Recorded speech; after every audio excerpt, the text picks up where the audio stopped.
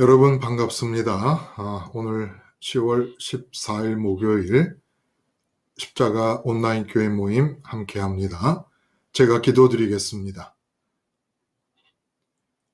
하나님 아버지, 십자가가 아니면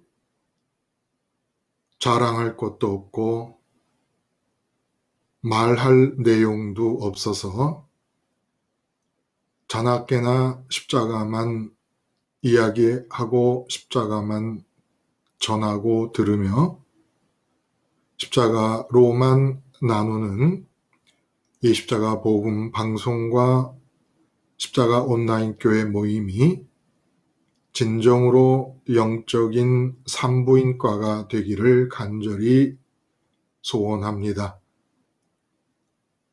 이 세상 것이 좋아서 세상 것으로부터 태어난 인격들이 40년, 50년, 60년, 70년 이상 평생을 살다가 이 십자가 복음 방송과 온라인 교회 모임을 통하여 십자가에 달린 예수님을 바라봄으로써 하늘로부터 태어나는 새로운 인격으로 출생하는 영적인 산부인과가 되게 해 주시옵소서.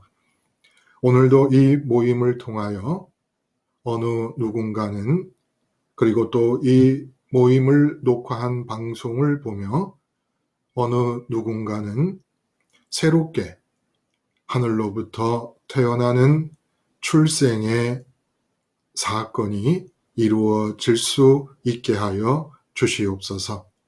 그래야 아버지께서 고대하시는 아버지의 자녀의 출생으로 인해 하늘이 기뻐하고 그 본인이 땅에서 진정으로 하나님 나라를 살며 시작할 수 있는 기쁨을 허락하여 주시옵소서. 예수님의 이름으로 기도드리옵나이다. 아멘.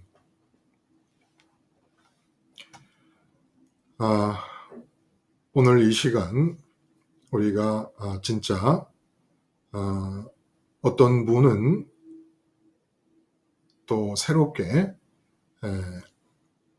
이 세상에 속한 상태로 사시다가 이 땅에서 이루어지는 하나님 나라로 출생하는 그런 일이 있게 되기를 간절히 바랍니다. 오늘 우리가 함께 나눌 말씀, 두 개의 설교 말씀의 핵심적인 주제는 역시 거듭남입니다. 그리고 예수님께서 그 거듭남을 영생을 얻는다는 말씀과 결합을 시키면서 나타난 일이, 영생이라는 것은 이제까지 살던 인격에 덧붙여지는 축복이 아니라 이제까지 살던 인격이 영생이 스며들어 있는 영생적, 영생에 최적화된 인격으로 바뀌는 것이구나 라는 것을 알게 해 주셨습니다. 거듭남과 영생을 얻음을 예수님이 합치시면서 그렇게 우리가 마치 비유적으로 산신령의 영성, 산신령의 인격처럼, 비유입니다. 산신령이라는 말은 복음에 끼어들 이유도 근거도 없어요.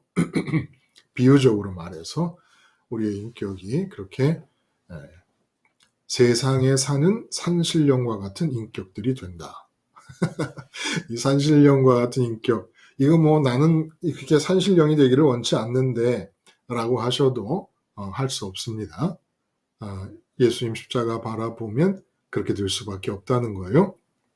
자, 그래서 이런 커다란 주제 아래 인격 출생과 인격 중생의 비밀, 중생은 거듭난다는 거죠. 그렇게 한 편의 설교를 우리가 함께 나누었고, 또 마지막으로는 살아생전 영생에 최적화된 인격이라는 제목으로 함께 말씀을 나눴습니다. 이 두 편의 말씀을 들으시면서 여러분들이 느끼신 것이 무엇이고 또 어떻게 들으셨는지 또 어떻게 그대로 기억하고 계시는지를 한번 함께 나누면 좋겠습니다. 예, 목사님 안녕하세요. 네, 김수님 네, 말씀하세요. 저는 이제 거듭남의 말씀을 듣고, 거듭남이 이제 기존의 나의 인격이 죽고 이제 다시 새로 태어나는 거라고 말씀을 하셨는데, 예, 예.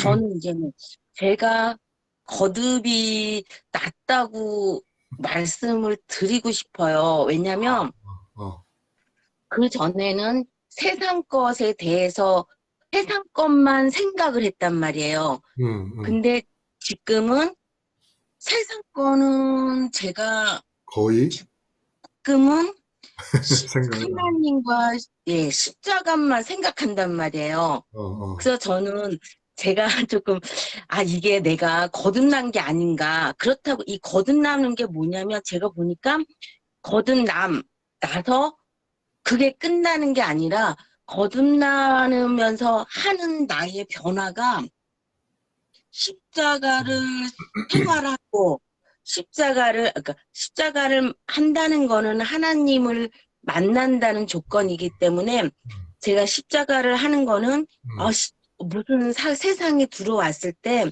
나의 생각이 십자가하고 하나님한테만 가 있단 말이에요. 음, 또 감정이나 의지나 생각 등이 내가 십자가가 잘 안 될 경우에도 십자가를 가고 십자가로 계속 가는 방향이 음, 이게 제가 되게도 많이 목사님이 말씀하셨듯이 과격한 변화거든요.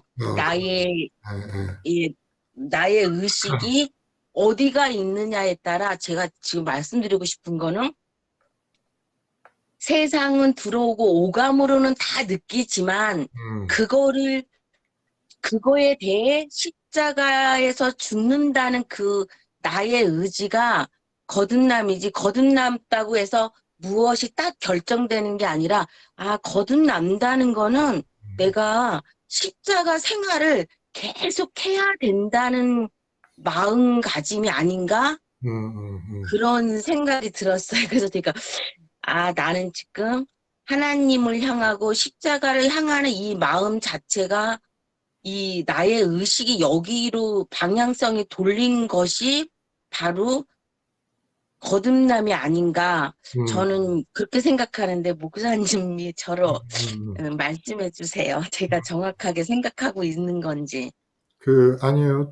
중요한 얘기를 하셨어요. 그러니까 지금 김수님이 얘기하고 싶으신 것은, 거듭났다는 것이 마치 그 물건을 찍어냈을 때, 한 번 찍어낸 물건은 그냥 그대로 정해진 채로, 그 모습대로 정해진 채로 쭉 되는 것, 지속되는 것과 같은 것은 아니지 않겠는가.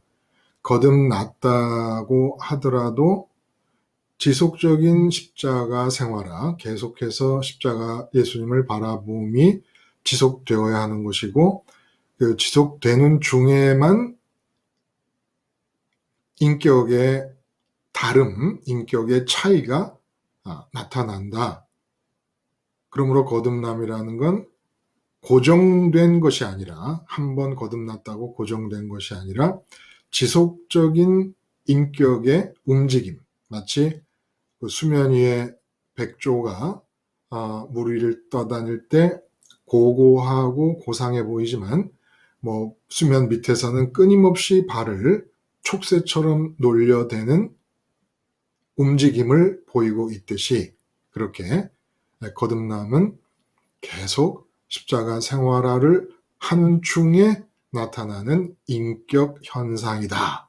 이런 말을 하고 싶었던 것 같아요. 근데 맞아요. 거듭나기 한 번 거듭났다고 해서 우리가 고정된 인격이 되는 게 아닙니다. 항상 유동적이라는 거예요. 유동적. 그러니까 우리 그런 얘기도 했잖아요. 세상의 제자는 스승의 능력을 받아서 내가 능력이 있는 사람으로 변하면 스승과 헤어져 하산을 하지만 예수님의 제자는 이 세상에서 죽을 때까지 예수님 안에 머물고 있다가 죽어서 천국에서 하나님과 함께 정면으로 마주대하여 살게 되는 상황이 벌어지면 하나님과의 관계가 영원토록 지속되는 중에 사는 것이지 내가 별도로 훌륭한 인간이 되는 게 아니다라는 거예요. 하나님과 마주대하고 있을 동안에만 하나님의 빛이 들어오면서 하나님의 기운에 취한 인간으로 나타나는 것이지 내가 별도로 세상의 제자와 스승과 관계처럼 훌륭한 어떤 고정된 인격이 되는 게 아니다라는 얘기를 했어요. 거듭남은 관계의 변화입니다. 관계의 변화. 관계의 대상이 바뀌는 겁니다. 그래서 우리가 그렇게 얘기했잖아요. 마음이 제일 먼저 그리고 유일하게 좋다고 믿는 대상. 그 대상을 열망하면서부터 내 생각과 감정과 의지라는 기능들이 깨어납니다. 움직입니다. 내가 지금 아픈데 건강했으면 좋겠다. 그러면 그 건강이라는 최고로 좋다고 여겨지는 대상을 열망하면 그 열망이 어떻게 내가 건강을 얻을 것인가. 그리고 또 건강이 더 나빠지는 것 같으면 내 감정이 아주 슬프고 걱정스럽고 근심스럽게 반응합니다. 그러면 내 의지는 이제 이 더 악화된 건강을 어떻게 극복하고 개선할 수 있을까? 무엇을 해야 되겠다. 다이어트 음식을 좀 식단을 조절해야 되겠다. 어떤 약을 먹어야 되겠다. 어떤 의사를 찾아가야 되겠다. 이렇게 의지가 작동되는 거란 말입니다. 이렇게 해서 하나의 인격이 형성되니까 그 사람이 건강에서 다 낫어요. 그러면 그 사람은 또 다른 대상을 찾습니다. 이제는 건강했으니까 건강을 안 봐요. 건강은 이미 주어진 것으로 여기고 그 다음엔 또 돈을 여기고 또 젊은 사람 같으면 애인을 찾게 되고 애인을 찾아서 그럼 이 애인과의 관계에서 나는 어떻게 이 애인으로 만족할 수 있을까? 결혼을 해야지 생각합니다. 애인이 그런데 내 마음대로 안 해줍니다. 그건 마음이 슬프죠? 그럼 또 어떻게 해야 애인 관계를 좋게 해서 결혼까지 끌고 갈 것인가? 의지가 나타나게 됩니다. 이 인격의 상태이기 때문에 끊임없이 마음이 그 순간에 제일 우선적으로 생각하며 좋아하는 것들에 의해서 마음은 그 공백을 채우려는 열망을 갖게 되고 그 채우고 싶은 열망이 잠자고 있던 인격의 재료들인 생각과 감정과 의지를 활성화시킵니다. 스위치를 켜는 거예요. 그렇게 안에서 속에서 작동되면 이제 그 속에서 일어나는 인격의 상태가 말과 행동으로 겉으로 나타나게 되는 것이죠. 그러니까 관계의 대상이 바뀌어 마음이 채움을 위하여 붙잡는 관계의 대상이 바뀌는 것이 인격의 변화이기 때문에 이 관계라는 것은 관계가 끊어지면 곧바로 다른 인격으로 전락해버리고 마는 겁니다. 그러니까 항상 인간의 존재는 독립된 내가 어떻게 따로 변하는 것이 아니고 항상 이렇게 마음으로 관계 중에 있는 거예요. 관계 중에. 관계 자체가 인격입니다. 그러니까 마음이 관계하는 그 관계의 대상을 포함하여 인격이 형성이 된다는 거예요. 그래서 이 거듭남이라는 말 자체는 그렇기 때문에 무엇으로부터 난다는 얘기를 자꾸 하는 거예요. 무엇으로부터라는 건 이미 나 말고 다른 대상이 있다는 걸 전제하는 거 아닙니까? 무엇으로부터 나는 태어난다. 그래서 꼭대기로부터 태어난다. 위로부터 태어난다. 하늘로부터, 하나님으로부터 태어난다. 이게 이제 거듭남이죠. 그 반대가 땅으로부터 태어난 사람으로 살고 있었다가 아래로부터 태어난 사람으로 살고 있었다가 꼭대기로부터 위로부터 태어난 사람으로 다시 태어난다라는 거예요. 그러니까 많은 분들이, 많은 기독교 종교인들이, 또 많은 신학자들이 정말 외람되지만 거듭남이 뭔지 구체적으로 몰라요. 그냥 예수 안 믿던 사람이 예수님을 믿게 됐다. 믿게 됐으니까 예수님을 주님으로 모시는 사람으로서 달라져야 된다라는 막연한 개념 속에서 거듭남을 이해하려고 합니다. 근데 그렇게 막연하게 이해할 필요가 하나도 없는 거예요. 성경이 말하는 심리학이 있습니다. 성경적 심리학. 제가 만들어내는 게 아니라 그 성경적 심리학에 의해서 우리는 얼마든지 거듭남이라는 것이, 예수님께서 말씀하신 그 거듭남이 무엇인가를 아주 정확하게 이해할 수가 있는 거예요. 정확하게. 그래서 그 채움이 필요해서 언제나 욕구가 발동하고 채움의 열망이 작용하고 있는 마음과, 그리고 인간에게 지정의의 능력이 있습니다. 이게 인격을 이루는 재료들인 거예요. 마음과 지정의의 기능, 능력. 그리고 이 재료들이 유기적으로 연결이 되어서 인격으로, 하나의 인격으로 출생하게 되는데, 그 비밀을 알면 거듭남이 무엇인가를 막연하게 알 필요가 전혀 없는 겁니다.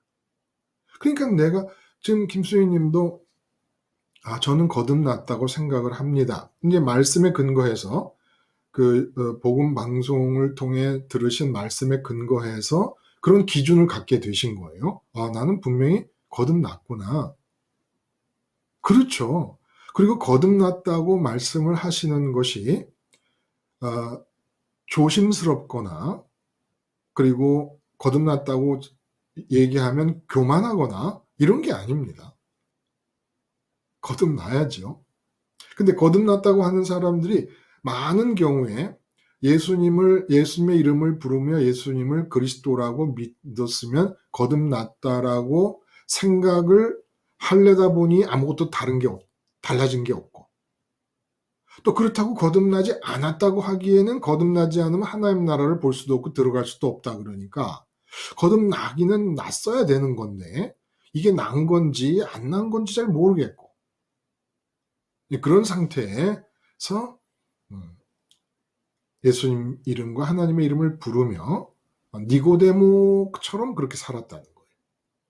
그러니까 니고데모는 예수님을 보면서 예수님이 행하신 그런 기적들은 분명히 하나님이 함께 하신다는 표적이다, 사인이다 라고까지는 좋아요. 그런데 그 니고데모가 그 다음 단계에서, 그러므로 이분이 이스라엘 나의 겉을, 내 몸을 기준으로 내 몸과 이 몸으로 만나는 모든 관계가 속해 있는 내 겉을 변화시켜 줄 수 있는 메시아인가 아닌가가 궁금했던 겁니다. 근데 예수님은 그렇게 겉이 변하는 하나님 나라를 궁금해해서 온 니고데모에게, 하나님 나라는 네 겉에서부터 일어나는 게 아니고 네 속의 인격이 바뀌어야 일어나는 거다 라는 말씀을 하신 거예요. 근데 니고데모는 전혀 못 알아듣는 겁니다. 사람이 태어난다라는 말을 쓸 수 있는 것은 엄마가 아기를 잉태해가지고 10개월 만에 출산하는 거 말고는 알고 있는 게 없었던 거예요. 그러니까 이스라엘의 덕망 있는 선생으로서 어떻게 너 이걸 모르고 있느냐. 아니, 구약성경 전체가 말하는 것이 이 인격의 거듭남이고, 그리고 메시아가 오셔서 할 것이라는 그 일 사역도 구약성경에 예언된 대로는 거듭남을 말하는 건데 어떻게 넌 거듭남을 모르고 있느냐. 니고데모가 아주 당황했을 것 같아요. 응? 도대체 이 젊은 분은 무슨 얘기를 지금 하고 계시는 것일까? 거듭난다는 게 무슨 얘기일까? 몰랐던 거예요. 그러니까 거듭남을 누구 앞에서든지 신학교 총장님도 모를 수 있습니다. 제가 총장님을 알기 때문에, 총장님이라고 하는 분들이 어떤 분인가 대충 알기 때문에 드릴 수 있는 말씀이에요. 신학교 총장님도 거듭남이 뭔지 모를 수 있습니다. 거듭남이 뭡니까? 하나님과 하나 되도록 준비되어진 공간이 있는 마음, 이 마음이 채움을 위하여 믿음을 갖게 됩니다. 어떤 특별한 대상에 대해서. 그 대상을 가지면 내 마음이 채워질 거야 라는 믿음을 갖게 됩니다. 그러면 예를 들어 쉽게 돈이다 그러면 돈을 많이 가지면 내 마음이 만족하고 내 마음이 채워질 거라고 만약에 믿었다면 그럼 그 사람이 돈 자체를 내 마음에 이렇게 붙잡습니까?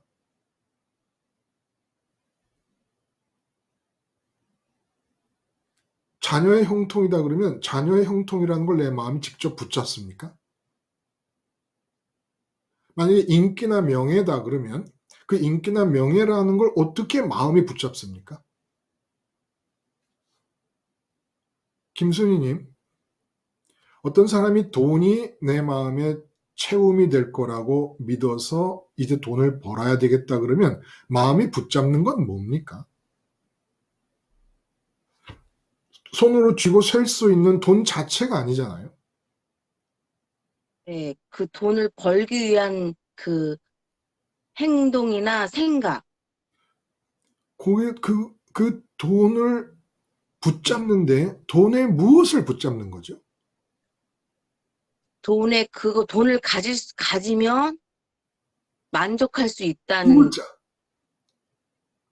채움? 돈에 무엇을 붙잡아요? 돈의 이름을 붙잡아요. 이름. 이름. 아무것도 아닌데 질문을 하니까 갑자기 어렵게 느껴지죠. 돈이라는 이름을 마음이 붙잡아요. 그리고 이름만 붙잡고 있지 실제로 그 이름이 가리키는 진짜 돈은 내게 없잖아요. 진짜 돈을 벌려면 반드시 마음이 이름을 붙잡아야 됩니다. 만약에 건강을 붙잡았다 그러면 건강이라는 이름을 붙잡아요. 그럼 그 건강이라는 글자가 가리키는 진짜 건강한 상태가 있을 거 아니에요.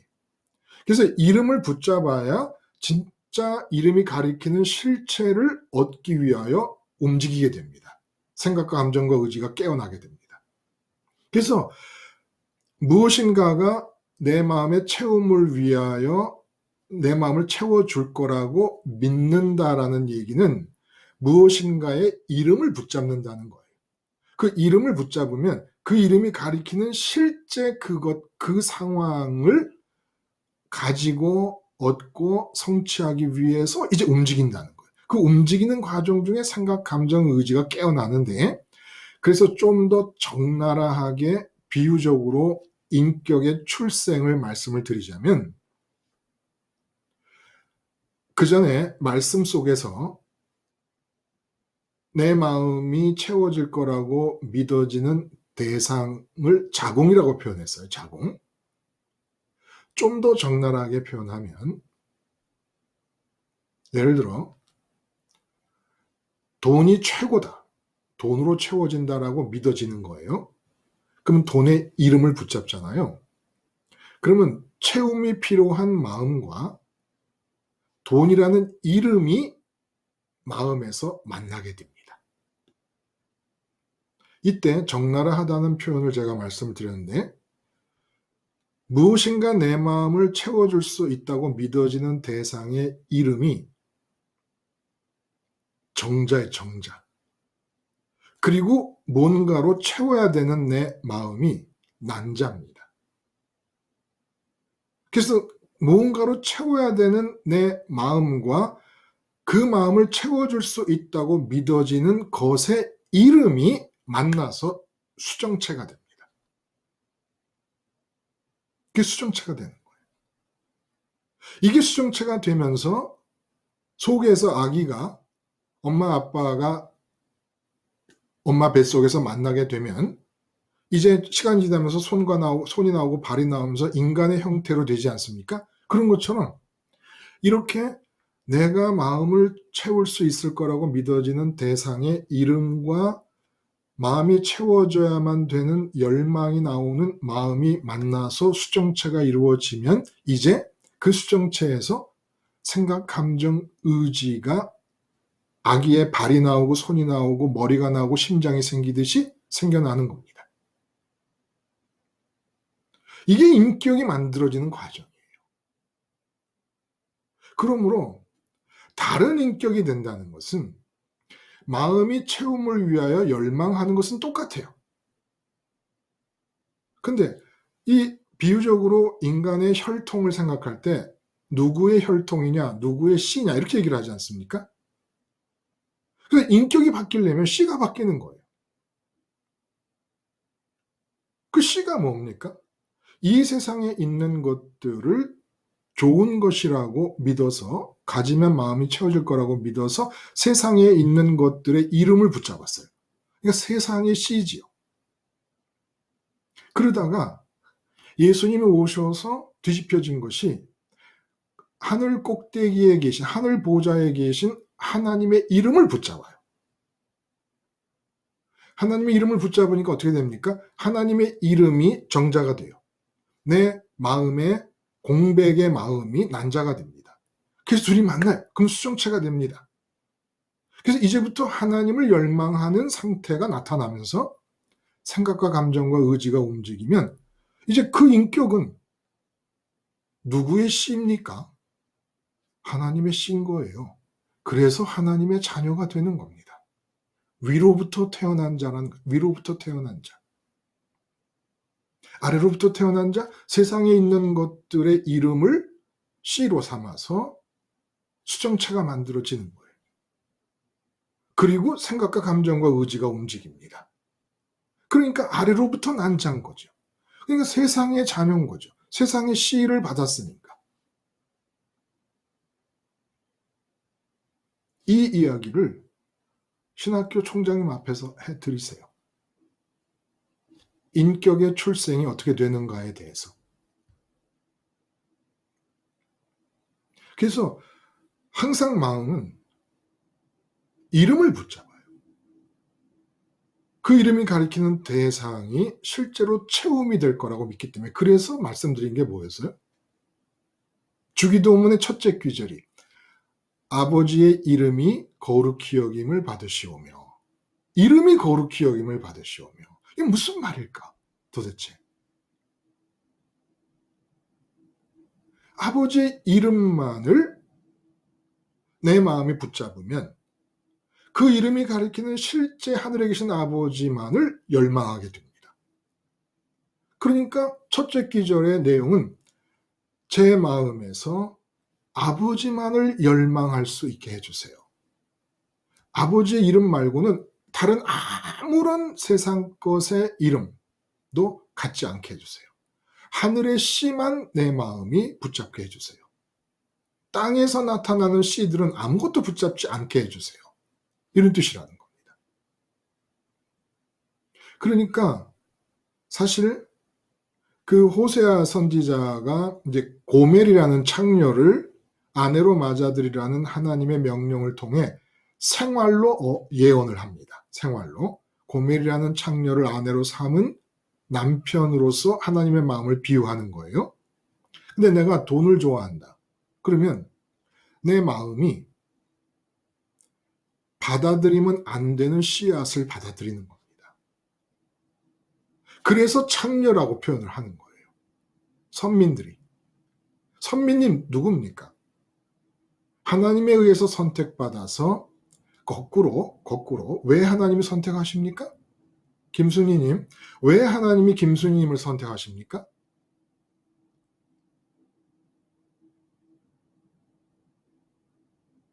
저를 모르시겠어요? 왜, 저는 저를 사랑해서? 맞죠. 사랑해서 음. 선택하셨죠. 당연하죠. 아무 조건도 없이 사랑을 하셨기 때문에. 예, 장기용님. 하나님이 나를 선택하신 것처럼 나도 하나님을 선택하라고. 그렇죠. 그렇죠. 선택이 왜 필요해요? 인간에게 선택이 왜 필요해요? 인격으로 나오려면, 인격으로 출생하려면 뭔가 마음 채울 거리를 선택해야만 되는 거예요. 선택이라는 말은 인격적 주체라는 것을 고려한 얘기입니다. 로봇가 아니니까. 근데 선택을 하신 이유는 다른 사람 모두는 다 이 세상 것을 C로 선택을 할 것이다. C를 받아들여서 세상 것의 이름들을 붙잡고 인격의 수정체가 만들어지고 생각과 감정의 의지가 움직이면서 말과 행동까지 인격이 나타나게 될 것이다. 그러나 너희만큼은 이 땅에 있는 어떤 것들로도 너희 인격의 C로 삼지 마라. 오직 하늘에 계신, 보이지도 들리지도 않는 하늘에 계신 하나님만을 마음 채움의 유일한 대상으로 선택하고 하나님의 이름만을 붙잡아라. 이름을 붙잡으니까 하나님은 아직 안 계시잖아요. 그 이름이 가리키는 실체 하나님은. 그러니까 돈 이름 붙잡은 사람이 돈을 열망할 때 우리는 하나님 이름을 붙잡고 하나님을 열망하는 겁니다. 그래서 첫 번째 주기도문의 기절은 오직 하나님의 이름만을 내 속을 채워야 되는 마음이 한 이름만을 붙잡고 하나님 이름 하나만 붙잡고 하나님만을 열망하게 해주세요. 이 내용이라는 거예요. 그렇게 선택을 받았으니까 그 마음에는 다른 것에 씨가 들어오면 안 되는 거예요. 엄마기 때문에 자녀의 형통을 이름을 붙잡고 자녀 형통이라는 이름을 붙잡고 실제로 자녀 형통이 생활 속에서 나타나기를 열망하고 있다. 그러면 그 사람이 선민이기 때문에 어떤 일이 벌어진 겁니까? 그건 창녀가 되는 거예요. 호세아서가 창녀인 고멜을 아내로 맞아들여서 살고 있는 선지자의 모습을 보여준 이유가 거기 있다는 겁니다. 내가 돈이라는 이름을 붙잡고 있다. 심지어는 남편의 성공을 붙잡고 있어요. 아니, 내 남편 잘 되기를 바라는데 그게 뭐가 문제냐. 근데 그 사람이 하나님의 이름을 부르고 예수님의 이름을 부르는 선민이라면 창녀입니다. 그럼 뭐 여자뿐만 아니라 남자도 마찬가지예요. 남자도 사업 번영이라는 이름을 붙잡고 있어요. 근데 그 사람이 장로님이고 집사님이야.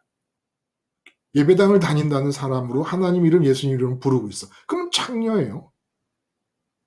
원래 하나님 이름이라는 유일한 씨를 받아들여서 그 이름이 가리키는 하늘에 계신 실제 하나님만을 열망하는 것, 그러라고 선택하신 건데. 아니, 엉뚱한 씨들을 받아들이고 있어요. 엉뚱한 씨를 받아들여서 엉뚱한 인격이 나오는 거예요. 엉뚱한 인격. 지금 구약은 하나님께서 출애굽을 통해서 그 출애굽의 10가지 기적적인 재앙들을 통해서 하나님을 다 소개했습니다.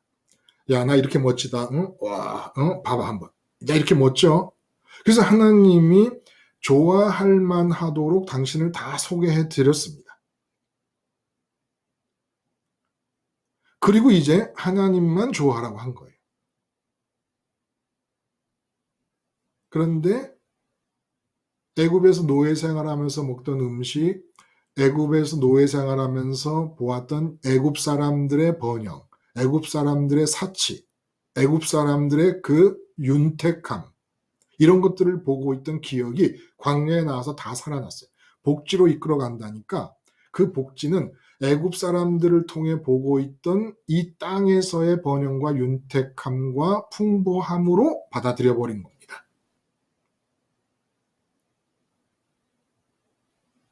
하나님의 이름만을 거룩하게 다 거룩이라는 건 잘라낸다는 거예요.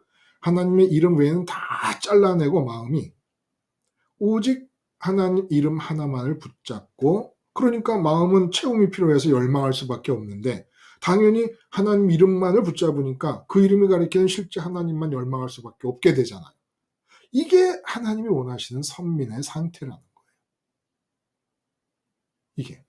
그리고 그 다음에 나라가 임하옵시며라는 게 바로 니고데모에게 지금 해주시는 하나님 나라는 그렇게 하늘의 하나님의 이름을 붙잡고 하늘에 계신 하나님의 씨인 하나님의 이름을 붙잡고 다시 태어난 인격이라면 주기도문의 두 번째 나라가 임하옵시며라는 말처럼 하나님 나라가 너에게 임할 것인데, 네가 지금 네 마음속에는 메시아가 오시면 이 세상이 뒤바뀔 것이다, 이스라엘이라는 나라와 민족이 번영할 것이다 라는 이름을 붙잡고 그 이름이 가리키는 실제 이스라엘 나라의 번영을 기다리고 있으니 여전히 위에 계신 하나님의 씨가 아니고 너는, 네가 아무리 이 육체가 아브라함의 자손이라고 해봐야 하나님으로부터 태어난 자가 아닌데 넌 지금 하나님 나라를 기다리고 있다는데 너 하나님 나라 못 만난다. 아니 씨가 다른데 무슨 하나님 나라를 네가 기대하고 있냐. 하나님의 씨를 갖고 태어난 인격이라야 하나님 나라를 만나지. 아니 여전히 세상 씨를 갖고 있는 사람으로서 입술만 하나님을 부르고 있고 뭐 하나님의 나라를 찾고 있지. 아니 네 씨가 지금 세상 씨인데 무슨 하늘 씨만 누릴 수 있는 하나님 나라를 기대를 하냐는 겁니다.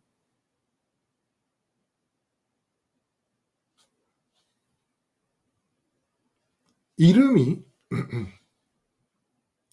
씨라는 이야기를 하게 되면 내 마음에서 채움이 필요한 마음이 그 채워질 거라고 믿어지는 대상의 이름을 씨라고 생각을 하면, 정자라고 생각을 한다면 거듭남과 연관된 모든 개념들이 다 풀려나갈 수 있습니다.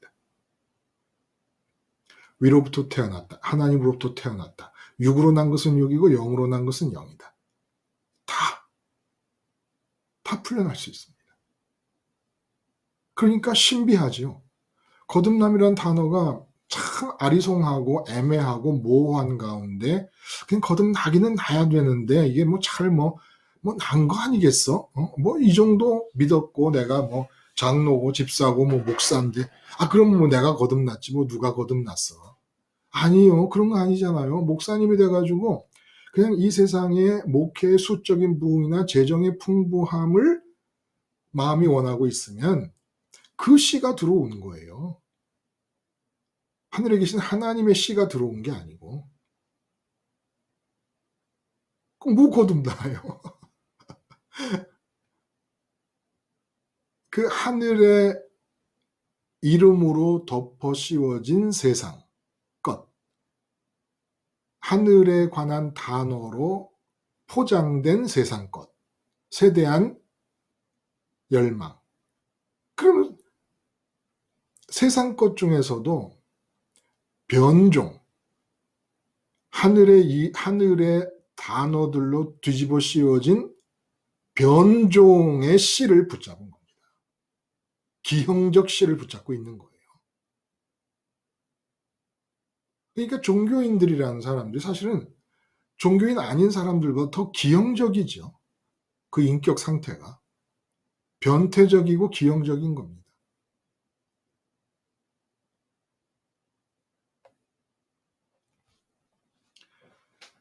그래서 구약에 이렇게 거듭난 인격의 아주 정확한 모형도 같은 게 있어요. 조감도 같이 모형도 같은 게 있어요. 거듭난 인격이라는 것을 펼쳐서 보이자면 이런 그림이 될 것이다. 이렇게. 이게 뭘까요? 어떤 게 이런 게 있을까요?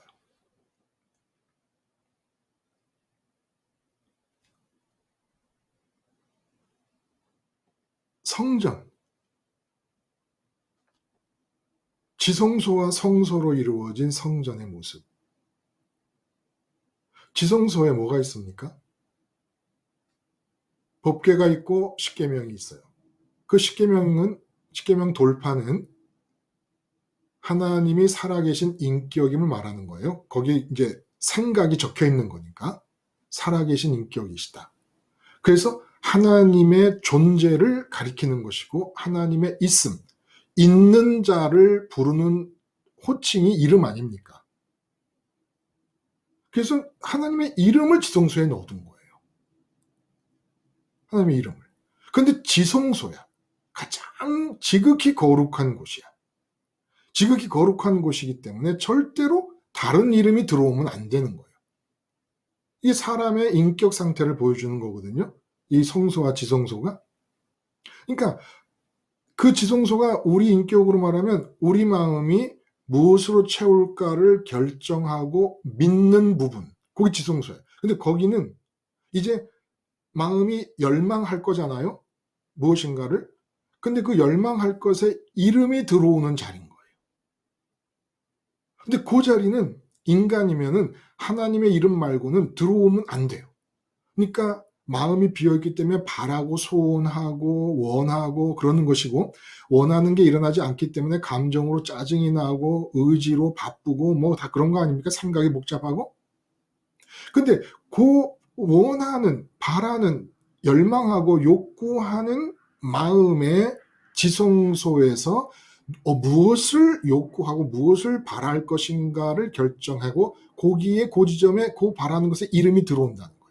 근데 지성소라고 결정하신 이유는 세상 사람들은 젊었을 때는 애인 원하고 이제 취직하면은 승진을 그 자리에 넣고 그 다음에 뭐 장가가고 그래서 애들이 또 자라면 애들의 형통, 자녀의 형통을 또 그 자리에 넣고 또 늙으면 은퇴하면 노후의 평안을 또 그 자리에 넣고 그러고 살아가는데 선민들은 그 지성소에 하나님의 이름 말고 아무것도 들어오면 안 된다 이 뜻입니다.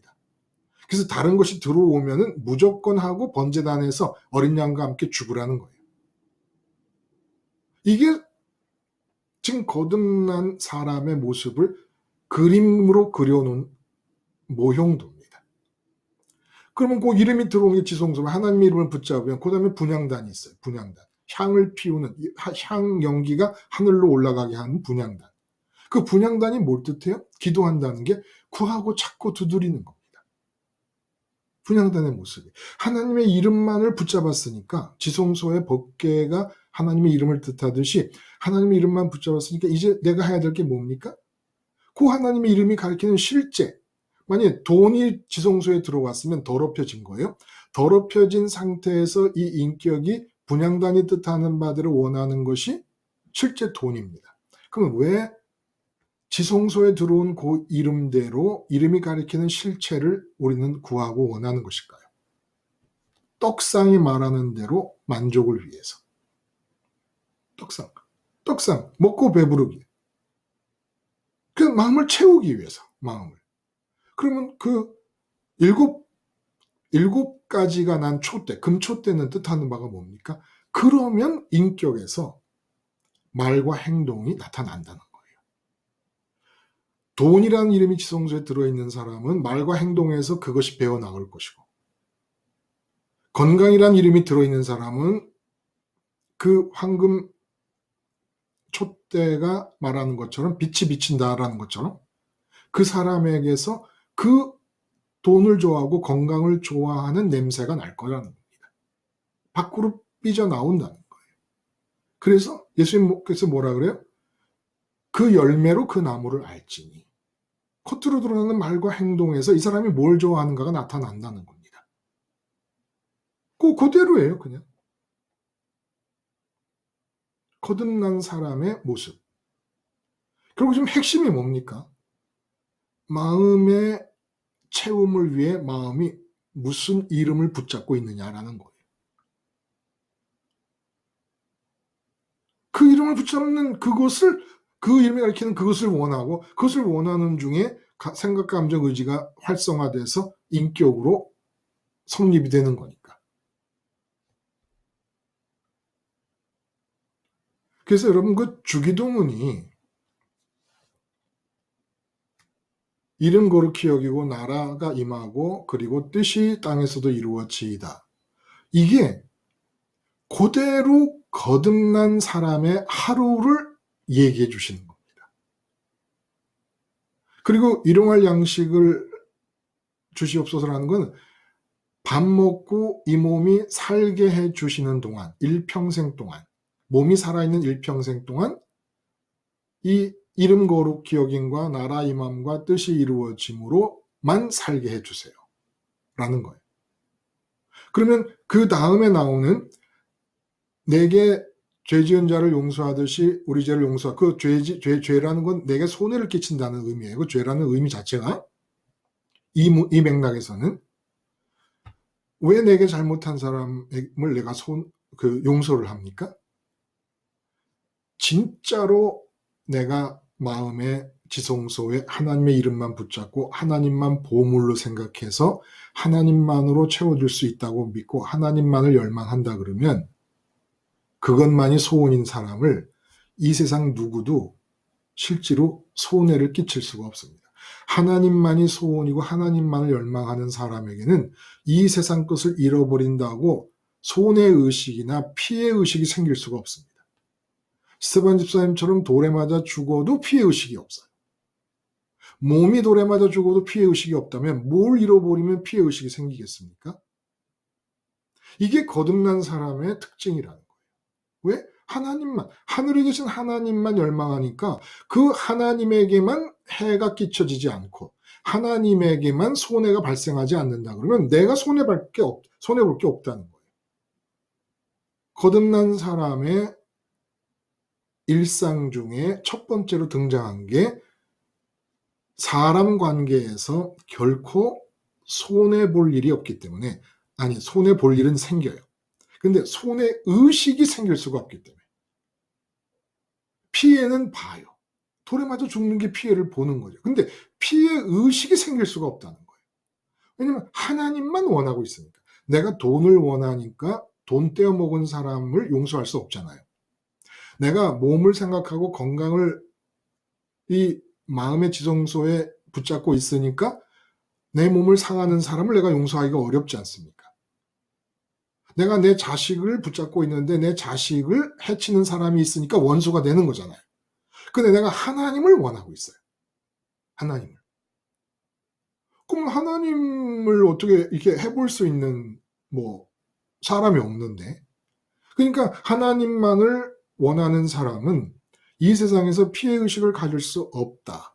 거듭남의 첫 번째 특징이라는 거예요.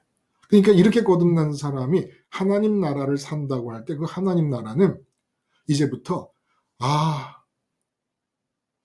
나에게 손해를 끼칠 사람이 세상에 존재하지 않는다. 나를 돌로 치는 사람도 손해를 끼칠 수가 없다. 나를 돌로 쳐 죽여도 내게 손해를 줄 수가 없다. 요셉처럼 형들이 팔아서 노예로 팔아버려도 나는 손해가 아니다. 이게 거듭난 사람의 의식이라는 거예요. 그리고 두 번째, 그렇게 되고 나면 그럼 나는 이 세상 일은 아무 상관도 없는 것일까? 아니요. 하나님의 주권이 완전 커버합니다. 그래서 하나님 나라가 임하라는 간구를 하는 거예요. 내가 진짜 원하는 건 세상에 없어. 그럼 내게 무슨 일이 일어나더라도 그건 손해가 아니야. 그런 걸 용서 못할 게 없어. 그럼 그렇다고 해서 내가 이 세상은 임의로 그냥 마구잡이로 그냥 함부로 아무렇게나 굴러가는 것인가? 아니란. 철두철미하게 하나님의 주권에 의해서 다스려지기 시작한다는 겁니다. 근데 하나님 나라가 어떻게 임합니까? 내가 그렇게 마음을 채울 보물이 하늘에만 있고 하나님만이 보물이라고 생각해서 하나님만 열망하고 아무 피해의식이 없는 사람이 돼버리면 전적으로 하나님의 주권을 받아들입니다. 왜냐하면 내 주체성은, 내 인격의 주체성이라는 것이 세상에 머물고 있을 때, 세상 것의 씨를 받아서 인격으로 태어났을 때 생각과 감정과 의지가 복잡하게 돌아갑니다. 그러면 하나님의 주권이 내려올 수가 없습니다. 왜냐면 내가 주인이고 그래서 내가 생각하고 감정과 의지가 움직이고 있기 때문에 내가 주인인 상태가 되는 거예요. 내가 생각하고 감정으로 느끼고 의지를 작동하고 있는 동안에. 근데 내가 하늘 걸 좋아해 버리니까 이 세상에 대해서는 작동할 수 있는 인격체가 없는 거예요. 그러면 내 인격의 주체성이 없어지면 끝나는 거냐, 내 삶은? 하나님의 인격적 주체성이 내려오는 겁니다. 하나님의 인격의 주체성이 떠맞는 겁니다. 그럴 때 어떤 일이 일어납니까? 자, 내가 있고 내 옆에 과장님과 사장님이 있어요. 근데 이 두 사람은 세상 것의 씨를 받아가지고 인격이 형성된 상태야. 나는 하나님의 이름을 붙잡고 태어난 새로 거듭난 인격이야. 그래서 나에게는 하나님의 주권이 통째로 들어와. 근데 이분들에 대한 하나님의 주권이 안 받아들여져. 그럼 어떻게 과장님과 사장님으로 이루어진 이 회사에서 하나님 나라가 임할까요? 나를 위해 갖고 계신 하나님의 계획이, 하나님의 주권이 임하게 되면서 이분들을 향해 갖고 계신 주권은 이룰 수가 없잖아요. 그러니까 나를 중심으로, 나를 위해 갖고 계신 계획을 중심으로 옆에 관계하고 있는 사람들의 삶이 다 다스려지기 시작합니다. 거듭남이 무서운 거예요. 지금 니고데모는 환경의 변화를 하나님 나라로 생각해서 예수님께 찾아온 거예요.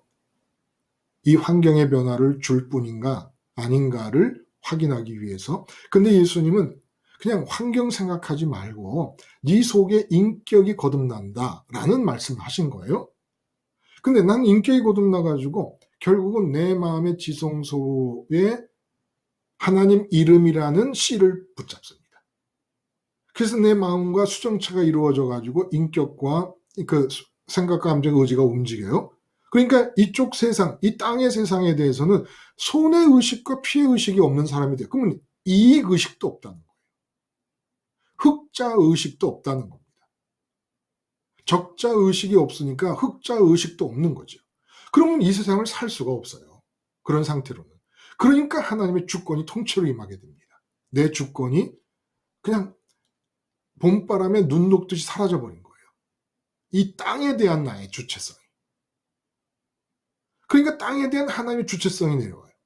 그러면 나는 내 속에서 거듭났을 뿐인데 하나님의 주체성이 내려오면서 이 옆에 사람들은 하나님의 주체성을 안 받아들이니까 주체성을 받아들이는 나를 위한 계획이 중심점이 돼가지고 옆에 사람들의 관계를 하나님이 다스려가기 시작합니다. 우리 집에서 나만 거듭난 사람이다.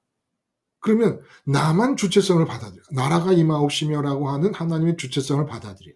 그러면 나를 통해 이루시려는 하나님의 계획을 기준으로 해서 하나님의 주권을 안 받아들이고 있는 남편, 아내, 자녀, 부모 모든 관계를 하나님이 다스려가기 시작하십니다. 그러니까 거듭남이라는 게 무서운 거예요. 사실은. 그 옆으로 미치는 파장이 상상을 할 수가 없는 겁니다. 한 사람이 거듭난다는 것은. 그러니까 이 세상의 환경을 바꾸려고 신경 쓸 거 하나도 없는 거예요. 환경을 바꾸려고 그러고 제도를 바꾸려고 그러고 체제를 바꾸려고 그러고 아무리 애를 써봐도 인류 역사상 인간들이 생각하는 그런 유토피아는 존재하지 않고 생기지도 않았고 이룰 수도 없었어요. 근데 하나님 나라가 세상에 임한다는 거예요. 하나님 나라가. 그리고 하나님 나라가 임하는 것은 나 한 사람의 거듭남을 통하여 임하게 될 때 그 옆에 나랑 관계를 맺고 있는 사람들 쪽으로 미쳐지는 하나님의 주권의 힘이, 지금 보세요. 예수님 한 분이, 그분은 거듭난 게 아니에요. 우리가 거듭나면 예수님의 상태가 되는 겁니다. 본래부터 그 상태였어요. 그러니까 우리 입장에서 보면은 거듭났을 때의 상태를 예수님이 가지고 3년 딱 살았습니다. 3년. 근데 그 예수님 한 분에게로 임한 주권이 전 세계로 미치고 있는 거잖아요. 전 세계로. 목수 아들 그 청년 한 사람이 거듭났을 때, 거듭남이 나 한 사람이 내 속이 거듭나는 것인데, 그리고 그 거듭남이 뭐예요? 하늘에 계신 하나님의 이름을 씨로 붙잡고 그 씨로 내 마음이 만나 수정체가 된 상태에서 생각, 감정, 의지가 움직이며 인격체가 됐을 뿐이에요. 그러니까 하나님만을 소원하는 사람은 세상에 적자의식과 피해의식이 없어. 그렇게 살고 있는 것뿐인데, 나라가 임하면서 나와 관계된 모든 사람들, 그들이 받아들이게 되면 그들에게 임한 주권과 내게 임한 하나님의 주권은 조화를 이루겠죠. 근데 주변에 그런 사람이 없으면 내게 임한 주권을 기준으로 그들에게도 적용이 돼버려요. 그들만을 위한 주권이 포기될 수밖에 없잖아요. 안 받아들이니까. 하나님이 뭐 강압적으로 로봇을 움직이듯이 그렇게 움직이는 게 아니니까. 하나님 나라는. 그러니까 나 하나가 거듭날 때, 그러니까 우리가 자꾸 우리 가족들이 믿었으면 좋겠습니다. 가족들이 십자가 생활을 했으면 좋겠습니다. 자꾸 그러잖아요. 근데 진정으로 가족들이 십자가 생활을 하고 그렇게 정말 복음의 반열에 들어설 수 있는 길은 가족들의 십자가 생활을 원하지 말고 내가 거듭나서 하늘에 계신 하나님만을 열망하고 하나님만을 소원하면 나와 관계를 맺고 있는 가족들에 대해 하나님의 주권이 움직이기 시작한다는 겁니다. 내가 십자가를 붙잡게 된 것도 하나님의 주권적 사랑 때문이 아닙니까? 내가 잘해서 그랬어요? 응? 딴 사람도 마찬가지죠. 그리고 십자가를 전해놓고 안 받아들인다고 막 화를 내는 거예요. 이렇게 좋은 십자가 복음을 왜 안 받아들이냐? 그럼 나는 뭐 내 능력으로 받아들였나? 은혜로 받아들이고 하나님의 주권으로 받아들인 것이지? 그러면 그 사람들에게도 하나님의 주권이 나타나는 게 최고로 좋은 거 아닙니까? 그러면 나나 제대로 거듭나라 이 말이에요. 거듭나는 게 뭐예요? 죽으나 사나 하늘에 계신 하나님만을 열망하는 거예요. 하나님 자신을 열망하는 게 주기도문의 첫째 규절이고, 이 땅에 임한 하나님의 주권을 열망하는 게 주기도문의 둘째 규절이에요. 그럼 세 번째는 뭡니까? 그럼 나는 몸이 살아있는데 가만히 있어요? 하나님의 주권이 그렇게 전체를 보시고 나에게 임해서 관계로 스며들어가면서 관계 맺은 사람들의 삶까지도 주권적으로 지배해 가실 때, 그럼 나는 뭐 하고 있어요? 나에 해당되는, 나를 통해 나타내기를 원하시는, 나의 인격을 통해 이 세상에 나타나기를 원하는 하나님의 뜻이, 그 뜻에, 하나님의 그 생각에 장갑이 되어서 내 입과 내 행동을 통해 나타나는 거예요. 그게 하늘에서 이루어진 뜻대로 땅에서 이루어지는 겁니다. 근데 하나님의 주권이 그렇게 땅에 나타날 때 세상적인 기준으로 볼 때 긍정적이다 볼 수 있는 현상만 나타나는 게 아니거든요. 요셉을 형들이 팔아버린 것 같은 일도 일어난다는 거예요.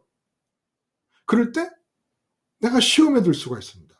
아니, 하나님의 주권이 내려와서 다스리는데 이렇게 힘든 일만 생기나? 그래서 예수님의 기도가 시험에 들지 말게 하옵시고. 다만 악에서 구하옵소서. 악이 뭐예요? 악이? 이 세상에 있는 씨들을 받아들여 수정체를 만들고 그 수정체가에서 발생하는 열망을 따라 생각, 감정, 의지가 움직이는 인격이 된 상태에서 말하고 행동하며 사는 것이 악이라는 거예요. 다만 악에서 구하옵소서. 이 세상에 대해서 이 세상에서 일어나는 일에 대해 내가 바랄 것은 내 입과 내 행동이 거듭나지 않은 상태에서 하는 말과 행동이 아니기만을 바라는 겁니다. 세상에 대해 바랄 거는 그거밖에 없다는 거예요. 이 세상에서 내가 갖고 싶은 거 아무것도, 이루고 싶은 거 아무것도 없고, 세상에 대해서 바랄 것은 세상에 살고 있는 동안에 내 말과 내 행동이 악이 아니기만 하면 된다. 악이 아닌 게 뭐예요? 거듭나지 않은 상태. 세상의 것들을 씨로 받아서 활성화되고 있는 인격으로 생각, 감정, 의지를 움직여오며 말하고 행동하는 것. 이게 악이에요. 왜? 음란한 가운데 태어난, 영적으로 음란 가운데 태어난 자식이라는 겁니다. 그 자식의 티를 내며 살아가는 거예요. 이게 악이죠. 그래서 이름만 거룩히 여김을 받으시오며와 나에게 잘못한 이들을 용서하듯이라고 하는 귀절이 서로 붙는 것이고, 하나님 나라와 시험에 들지 말게 해주시옵소서가 붙는 것이고, 그 다음에 뜻이 하늘에서처럼 땅에서 이루어지는 것과 악만 행하지 않게 해주시옵소서라는 귀절이 붙는 거라는 겁니다. 그리고 주기도문 전체가 거듭난 사람이 하루를 살아가는 모습을 그려놓은 거예요. 구약의 성전은 거듭난 사람의 이 내적인 모습을 그림으로 펼쳐놓은 곳이라면, 주기도문은 거듭난 사람이 하루를 살아가는 모습을 그려놓은 겁니다. 그래서 그렇게 기도하라 하신 거예요.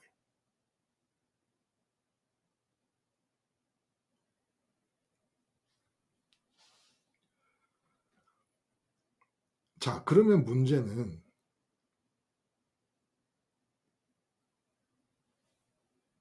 세상에 있는 것 중에 돈을 좋아하는 것, 그래서 돈의 이름을 붙잡는 것은 돈을 조금이라도 가져보면 좋음을 느끼겠거든.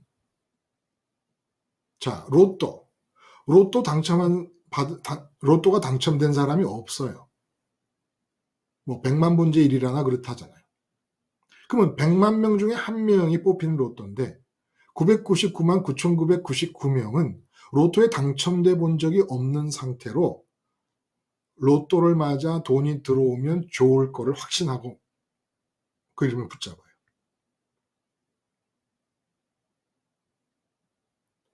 돈을 그렇게 몇십억 가져본 적이 없어요. 근데 몇십억 가지면 좋을 거라는 거예요. 이런 식으로 하나님의 좋음은 어떻게 느낄 수 있을까요? 하나님의 좋음을 느껴야 하나님을 열망할 거 아닙니까? 그래야 하나님의 이름을 붙잡고 하나님으로부터 태어나는, 하나님의 씨를 붙잡고 태어난 인격, 하나님의 씨에 의해서 만들어진 인격이 될 거 아닙니까? 그 하나님을, 돈은 돈이라서 좋다고 느낄 수 있는데 하나님은 어떻게 좋다는 걸 느낄 거예요? 아시겠어요, 여러분?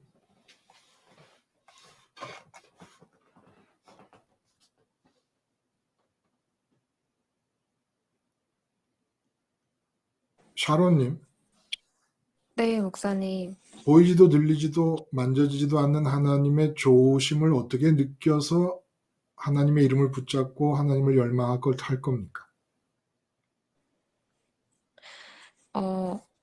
일단 그 십자가를 바라보면 네. 이렇게 이 세상에 대하여 서운하는 마음들이 죽고 이렇게 십자가를 바라보면서 동의시를 할 때 성령님이 내려오셔서 이렇게 우리 마음에 하나님 한 분만 보이게 해주시고 그렇게 해서 하나님 한 분이 진짜 좋으신 분이라는 그런 느낌을 가질 수 있도록 도와주신다고 하셨던 것 같아요. 예, 맞아요. 그렇죠?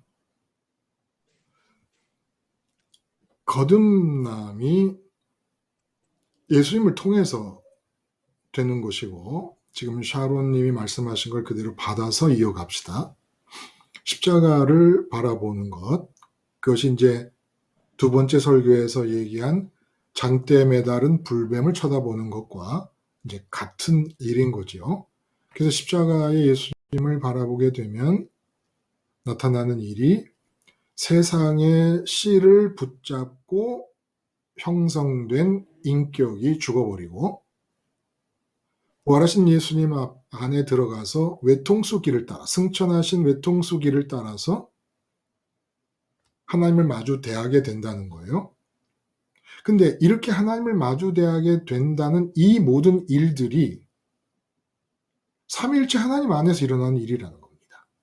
근데 예수님은 내가 너희에게 보여서 나를 보게끔, 십자가에 달린 나를 보게끔 하지만, 그리고 너희가 내 안으로 들어오고 내 안에서 하나님을 만나고 하는 이 모든 일들을 예수님 안에도 계시고 하나님 안에도 계시는 성령님의 일로 말씀을 하시는 겁니다. 우리는 예수님 안에 당연히 성령님이 계시기 때문에 우리가 성령님이라는 단어를 생각하지 않아도 삼위일체 되심 안에서 예수님의 성령님이 계시기 때문에 성령님이라는 단어를 얘기하지 않더라도, 그래서 예수님 안에 있으면 하나님을 마주 대할 수 있다라고 말할지라도 그것은 성령의 작용이 항시 일어나고 있는 중이라는 거예요. 근데 그 성령이 하시는 일이 뭐냐? 예수님은 세상에 오신 분이니까 그렇다 치더라도, 우리가 볼 수 있다 치더라도, 하나님은 도대체 어떻게 해야 우리가 하나님의 좋음을 느낄 수가 있느냐? 그 일을, 돈 좋음을 내 마음이 느끼는데, 내 마음이 돈 좋음을 느끼는데, 돈 좋음을 확신하는데 몸이 아주 큰 역할을 합니다. 절대적인 역할을 합니다. 몸이 있어서 돈을 만지고 돈을 쓰면서 몸이 느끼니까. 그런 것처럼 하나님은, 세상은 몸이 있어서 마음이 좋음을 느끼는데 내 마음이 하나님을 좋음을 느끼려면 몸 대신에 성령님이 개입을 하셔야 된다는 거예요. 성령님이 개입을 하셔서야 하나님 좋음이 믿어지고, 돈 좋음이 믿어지는 것과 똑같은 거예요. 하나님 좋음이 믿어져야 되지 않습니까? 근데 돈 좋음이 믿어지는 것은 악령이 역사하는 것이라면 하나님 좋음이 믿어지는 것은 성령이 역사하셔야 되는 것이죠. 돈은 원래 좋은 게 아닙니다. 좋다고 느껴지고 있는 거예요. 건강은, 그래서 오래 사는 건 좋은 것이 아닙니다. 내게 좋다고 느껴지고 있는 거지요. 이 세상에 있는 것들은 좋은 게 아닙니다. 좋다고 느껴지는 겁니다. 유일하게 좋음은 삼위일체 하나님 안에서 확인되었듯이 하나님만이 좋으심입니다. 변화산의 베드로 경험 속에서 확인되었듯이 하나님만이 좋으심입니다.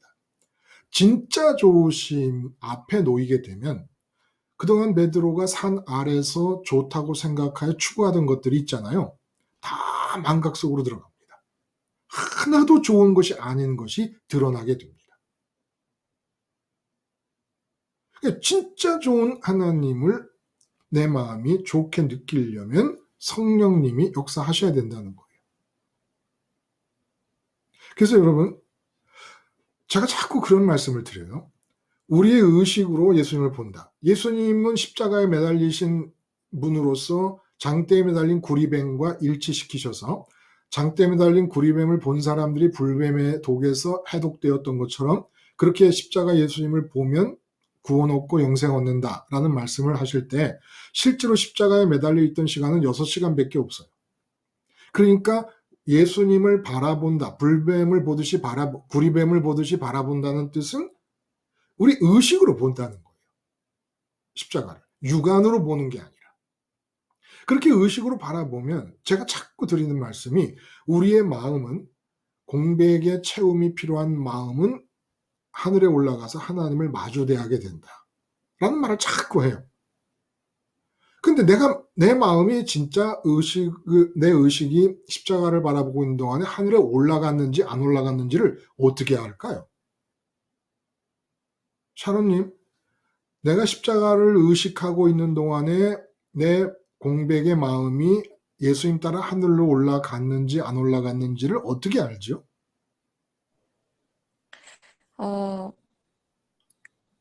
그게 하나님, 이제 막 세상에 대해서 이것저것 이렇게 생각이 들면 마음이 막 복잡하잖아요. 예. 정말 하늘 올라가게 되면 하나님 한 분만 이렇게 마음에서 보이고, 또 이렇게 하나님 한 분만이 이렇게 정말 살아 계신 분이라는 게 느껴지는 거 아닐까요? 맞아요. 이 세상의 다른 문제가 보이지 않고. 네.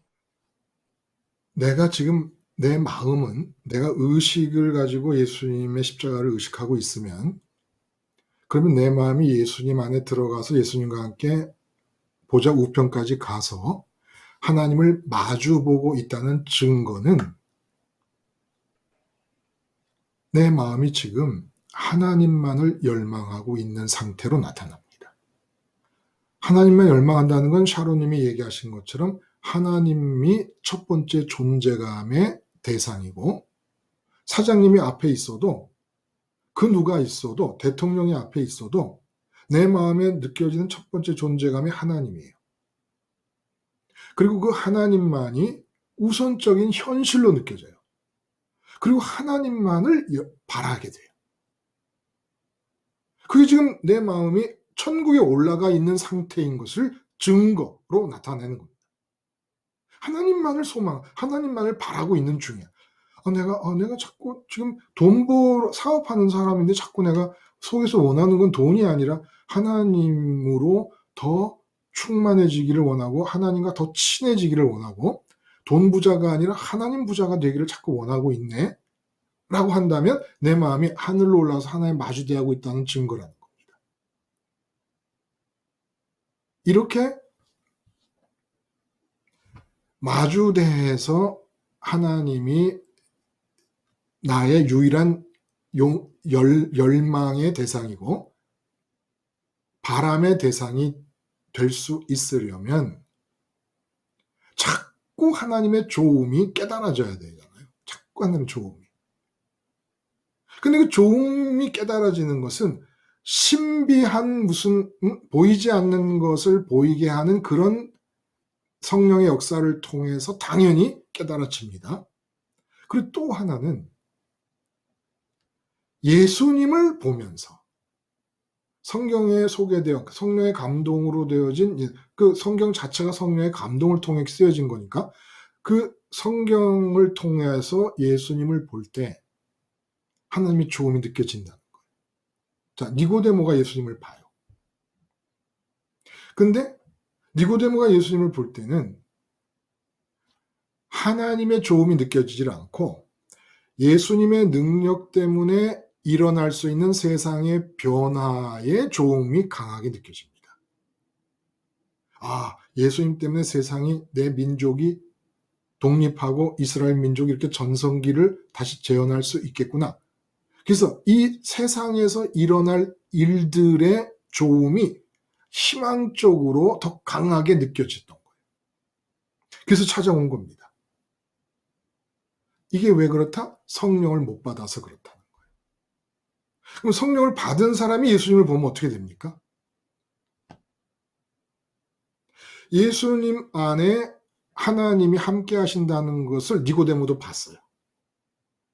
함께 하시지 않으면 그런 능력이 나타날 수 없으니까. 그러면 성령이 임하시면 하나님이 함께하는 예수님에게서 하나님 자신의 조음이 내게 해당되는 거라는 걸 모르는 거예요. 이 니고데모는 성령이 임하지 않았기 때문에. 자, 성령이 안 임했어요. 하나님이 함께 하세요. 근데 니고데모가 좋다고 느끼는 것은 그 예수님이 하나님과 함께함으로 나타나는 세상의 변화예요. 세상이 독립하여 개선될 것이고 내가 잘 살게 될 것이고 번영할 것이다. 근데 성령이 임하면 예수님을 바라볼 때 예수님 속에 하나님이 함께 하시지 않으면 이런 일이 나타날 수 없다. 똑같아요. 여기까지 니고데모랑. 근데 성령이 임하시면은 나도 예수님 안에서 일어나는 것처럼 하나님과 내가 밀착하면 좋겠다. 성령이 임하시면 예수님을 보면서 하나님을 조음으로 받아들이게 돼서 니고데모는 성령이 안 임한 상태에서 예수님 능력으로 세상이 변할 것을 바랬다면 성령이 임하면 예수님 안에서처럼 나도 하나님과 밀착되면 좋겠다. 예수님을 보면서 아버지의 조음이 확 닿는 겁니다. 아니 마음에 밀착되기를 바라고 마음이 가지기를 원하는 건 좋다고 느끼는 걸 가지게 되고 밀착하기를 원하는 거잖아요. 근데 똑같이 하나님과 예수님이 함께 한다는 걸 보고서 성령 못 받은 니고데모는 그 예수님의 능력에 의해서 벌어질 세상 것을 좋음으로 느낀다면, 성령이 임하면 예수님처럼 하나님과 밀착되면 좋겠다라는 바람으로 나간다는 거예요. 그러니까 예수님을 읽을 때 관점이 달라지는 겁니다. 그동안은 예수님의 능력에 의해서 공간보험소에 하면 어떤 일이 일어났는가가 소개될 때 그런 일이 내게도 일어났으면 좋겠다라고 바라는 거예요. 그거는 세상의 씨로부터 난 인격이 거듭나지 않은 상태입니다. 근데 예수님을 볼 때 기적을 행하고 중풍병자를 하고 나병 환자를 고치고 죽은 자를 살리시는 모습을 보며, 야, 저런 현상이 나타날 만큼 예수님에게서처럼 나도 아버지와 밀착되면 얼마나 좋을까. 아버지와의 밀착을 소원하게 되는 거예요. 예수님을 보면서. 그래서 예수님은 그 인간으로 오셔서 살았던 3년의 생애를 통해 사람에게 하늘에 계신 아버지가 얼마나 좋으신 분인가를 계시를 해주신 겁니다. 그러니까 예수님을 보면 얼마든지 할 수 있다는 거예요. 근데 그 성령님이 역사하셔서 예수님을 통하여 아버지의 좋음이 막 야, 우와, 이렇게 나 아버지만 갖고 싶어. 예수님에게서처럼 아버지와 밀착하는 일이 내게도 일어났으면 좋겠어. 이건 성령이 임해야 예수님을 그렇게 본다는 거예요. 와, 성령 운동하고 성령을 구하고 부르짖는 그 부흥 집회에서 전부 보는 관점이 예수님의 능력을 통하여 일어나는 세상의 변화였습니다. 성령 받고 능력 받고 그래서 세상이 변화. 그러니까 뭐 재정 충만, 건강 충만, 형통 충만 이런 식의 모토를 걸고 부흥회를 하고 그랬지 않습니까? 그런데 성령은 전혀 그렇게 임하지 않는 거예요. 혹시 거기서 이상한 현상이 일어나고 그 간구대로 세상의 변화가 일어났다면 그건 하나님이 악령에게 위임을 해버리신 것이라고 믿어 확신합니다. 믿어 의심치 않습니다. 성령의 역사는 예수님을 보면서 세상에 내려와 인간으로 사신 예수님을 보면서 보이지도 들리지도 않는 하나님이 얼마나 좋은 분인가를 느끼게 돼요. 그래서 예수님을 통해 하나님이 좋음을 느끼면 하나님 자신을 열망합니다. 내 마음을 채우려고. 그건 내 보물이에요. 하나님만이 예수님을 통해서 알게 되는 게, 그래서 그 예수님 안에서 성령이 가르쳐 주시는 대로 이 세상에 대해서 내가 바랄 수 있는 건 아버지 주권, 그러니까 아버지 주권에 버려버리는 거예요. 응? 아버지 주권이 임하기를 나라가 임하기를 바라는 것을 요렇게 하는 사람이 있어요. 세상 일이 잘 되고 싶은데 내 주체성의 능력 갖고는 안 되니까 잘 되게 하려고 아버지 주체성을 구하는 이런 사람 세고 셌습니다. 그게 아니에요. 아버지 주체성에 버려버리는 거예요. 근데 아버지 주체성에 맡겨놓으면 돌에 맞아 죽을 수도 있어요. 그 각오하고 맡기는 거예요. 그러니까 버리는 거예요. 아버지 주체성에. 그리고 어차피 내가 움직이며 사랑 관계에서 살아야 되니까 그 사랑 관계를 하고 일에 대한 관계, 사랑 관계 살아야 될 때 아버지의 생각이 나를 장갑 삼기를 바라는 것 말고는 바라는 게 없는 겁니다. 그러니까 때로는 다른 사람들 볼 때 미치광이 같은 짓을 할 수도 있어요. 아버지 생각이 들어와서 하니까. 그러니까 예수님이 하시는 행동을 보고 바리새인들이 귀신 들렸다고도 그러고 네가 무슨 권세로 이런 일을 하느냐라고 해서 십자가에 못 박아 죽인 게 성전 정화 사건 아닙니까? 그러니까 아버지 생각이 들어와서 움직이니까 상식적으로 사람이 이해하지 못할 수 있는 행동도 하는 거예요. 근데 이 모든 것이 불뱀을 바라보듯이 십자가 예수님을 바라보면 된다는 겁니다. 어려울 게 없다는 거예요. 세상에서 제일 쉽고 제일 파격적인 거. 제일 쉬운데 결과는 제일 파격적이야. 그게 거듭남이에요. 그게 거듭남이에요. 그래서 아버지의 좋음이 예수님 안에서 아버지와 일차가 되신 상태에서 성령이 임하며 너도 그렇게 되고 싶지? 예, 성령님. 나도 그렇게 되고 싶어요. 성령이 안 임하시면 마귀가 임하면 예수님의 사역을 보는데 마귀가 임하면 야, 예수님의 능력으로 네 이 겉의 삶의 환경과 조건이 이렇게 바뀌면 좋겠지? 네, 그렇습니다. 그럼 마귀에게 넘어가는 거예요. 예수님의 사역을 봐도 마귀에게 넘어가요. 기독교 종교가 그런 거예요. 예수님의 사역을 읽고 보고 대하면서 마귀에게 넘어간 겁니다. 그래서 예수님의 능력을 통해 예수님을 통해 계시된 하나님의 능력을 통해 예수님을 통해 계시된 하나님의 사랑을 통해 하나님 자신을 소원하는 대신에 그 하나님의 사랑과 능력을 가지고 이 세상 삶을 바꾸겠다는 겁니다. 그 귀신이 들어온 거예요. 귀신이 들어오면 세상 것이 좋아 보입니다. 성령이 들어오시면 예수님 보면서 예수님이 무엇을 행하셨다는 게 무엇을 행하실 정도로 하나님이 함께하는구나를 딱 집어내는 거예요. 하나님이 함께하는구나. 나도 예수님 속에서 하나님이 저렇게 밀착된 거 나도 그랬으면 좋겠다. 딱 집어내요. 그리고 또 예수님의 삶을 봅니다. 삶. 예수님의 사역이 아니라 예수님의 삶의 상태를 봅니다. 그럼 말씀드린 대로 말구에 태어나시고 머리 둘 곳 없이 사시다가 세상에 버림받고 십자가에 죽습니다.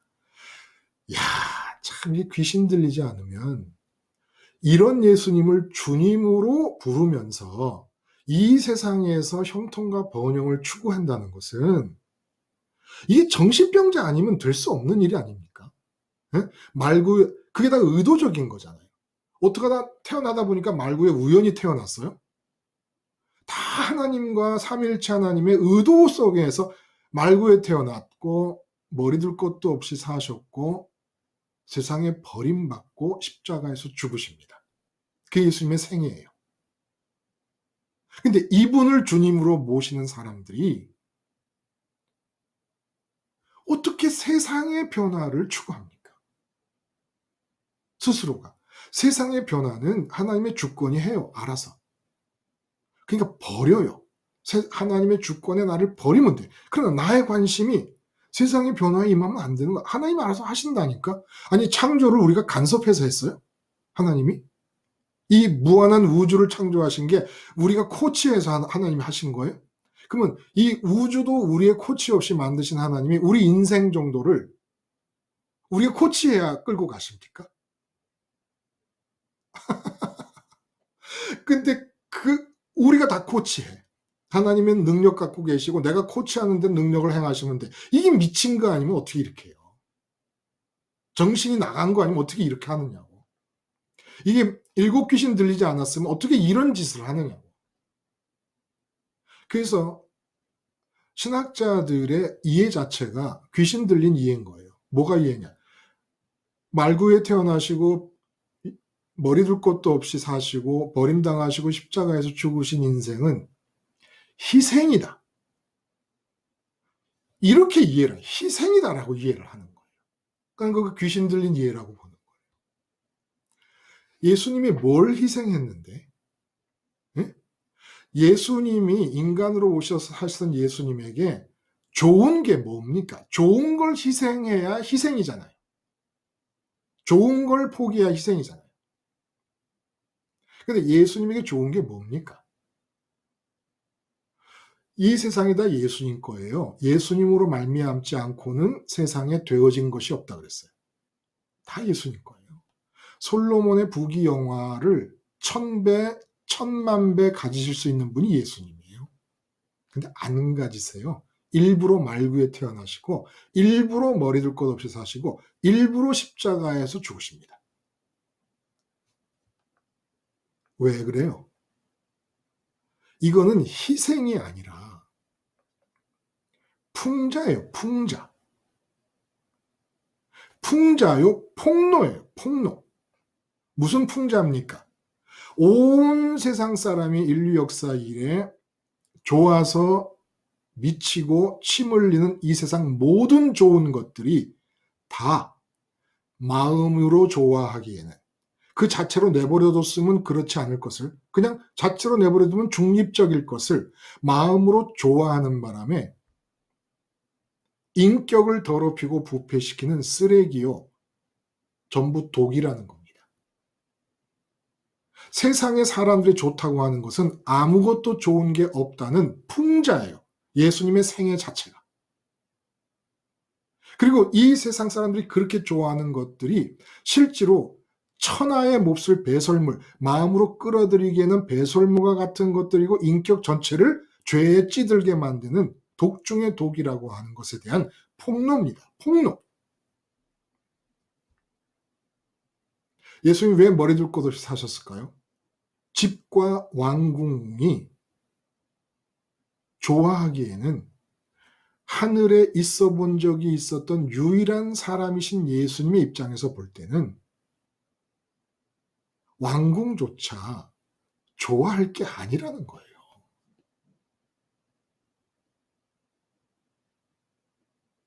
왕궁이 그 외양간 구유보다 날 게 아무것도 없다는 뜻입니다. 그 말구유에 태어난 걸 보면서 성령이 역사하면, 하늘에 계셨던 적이 있었던 유일한 분이신 예수님이 말구에 태어나신 것을 보니까 왕궁에 1000배되는 좋은 이 지상에서 왕궁에 1000배되는 좋은 곳에 태어나도 마땅할 뿐인데 말구에 태어나신 걸 보니까 왕궁에 1000배되는 것조차도 정말 좋은 게 아니구나라는 걸 깨달아야 돼. 성령이 역사하셨다면. 근데 말구에 태어난 게 희생이래. 왜 이걸 희생이라고 생각해요? 왕궁이 좋다고 느끼고 있으니까. 아직까지. 이게 모든 신학자들이 이걸 희생이라고 보는 이유는 자기 마음에는 왕궁이 더 좋은 거거든. 근데 왕궁에 태어나도 될 뿐이 왕궁을 버리고 말구에 태어났으니까 희생이라는 거예요. 예수님 속에 들어가 보면 왕궁은 좋은 게 아니야, 원래. 그러니까 왕궁에 안 태어난 게 희생이 아니거든요. 그냥 세상 왕궁이 좋다는 사실이 거짓말이라는 걸 폭로시키는 겁니다. 세상 왕궁이 좋다고 하는 사람들을 풍자하는 거예요, 지금. 어리석음을. 그 왕궁의 좋음을 느끼는 어리석음을 풍자하고 있는 겁니다. 근데 그게 좋은 거래. 그래서 희생이래. 거듭나지 못한 신학자들이 주석서를 다 써놓은 거예요. 그러니까 무슨 수로 기독교의 진리가, 기독교란다 내가, 이 입버릇이 돼가지고 복음의 진리가 드러날 수가 있겠습니까?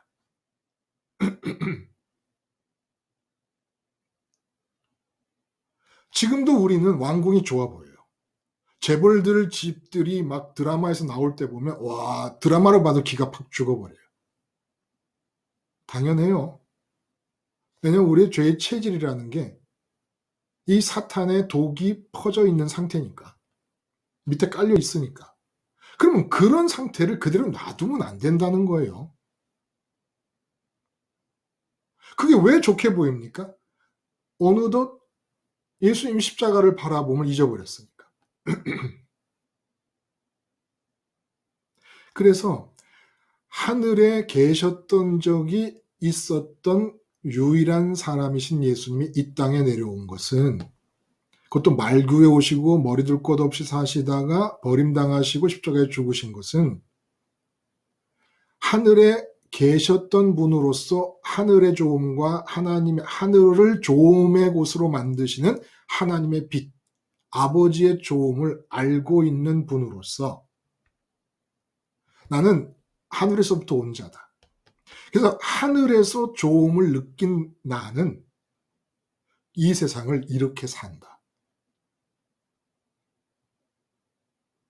하늘에서 내려오셔가지고, 이야, 이 땅에 이렇게 좋은 게 있었네. 나 부자 될래. 나 왕 될래. 나 징기스칸처럼 영토를 무진장으로 확장할래. 이랬다면 우리 모두가 다 땅 얻고 돈 벌고 하는데 매진하면 돼요. 예수님을 주로 믿는 사람들 모두가. 근데 하늘에 계셨던 적이 있었던 유일한 사람이신 예수님께서 하늘에서 아버지의 조음을 느끼고 계신 상태에서 이 세상에 말구에 태어나시고 머리를 끄덕 사시다가 십자가에 죽으십니다. 그러면 알아봐야지. 응? 이 세상이 어떤 거라는 걸 알아봐야 될 거 아닙니까? 못 알아봐. 왜? 성령이 임하지 않으셨으니까. 성령이 임하시면 이 세상 것을 좋은 것으로 느끼는 것을 얻는다는 거예요. 그래서 기독교 종교인들이 세상 좋음을 더 강하게 느끼는 거예요. 더 강하게 느껴. 마음 놓고 느껴, 마음 놓고. 세상 사람들은 세상 것을 좋아하다가도 양심에 찔리는데 이래도 될까 싶은 마음도 있는데, 아니 기독교인들은 의인이 돼가지고 더 많이 더 강하게 세상 것을 추구해요. 거듭남, 별의별 말로 다 얘기를 해도 예수님을 보면서 하나님을 유일한 좋음으로 느낄 수 없다면 아직 거듭난 게 아닙니다.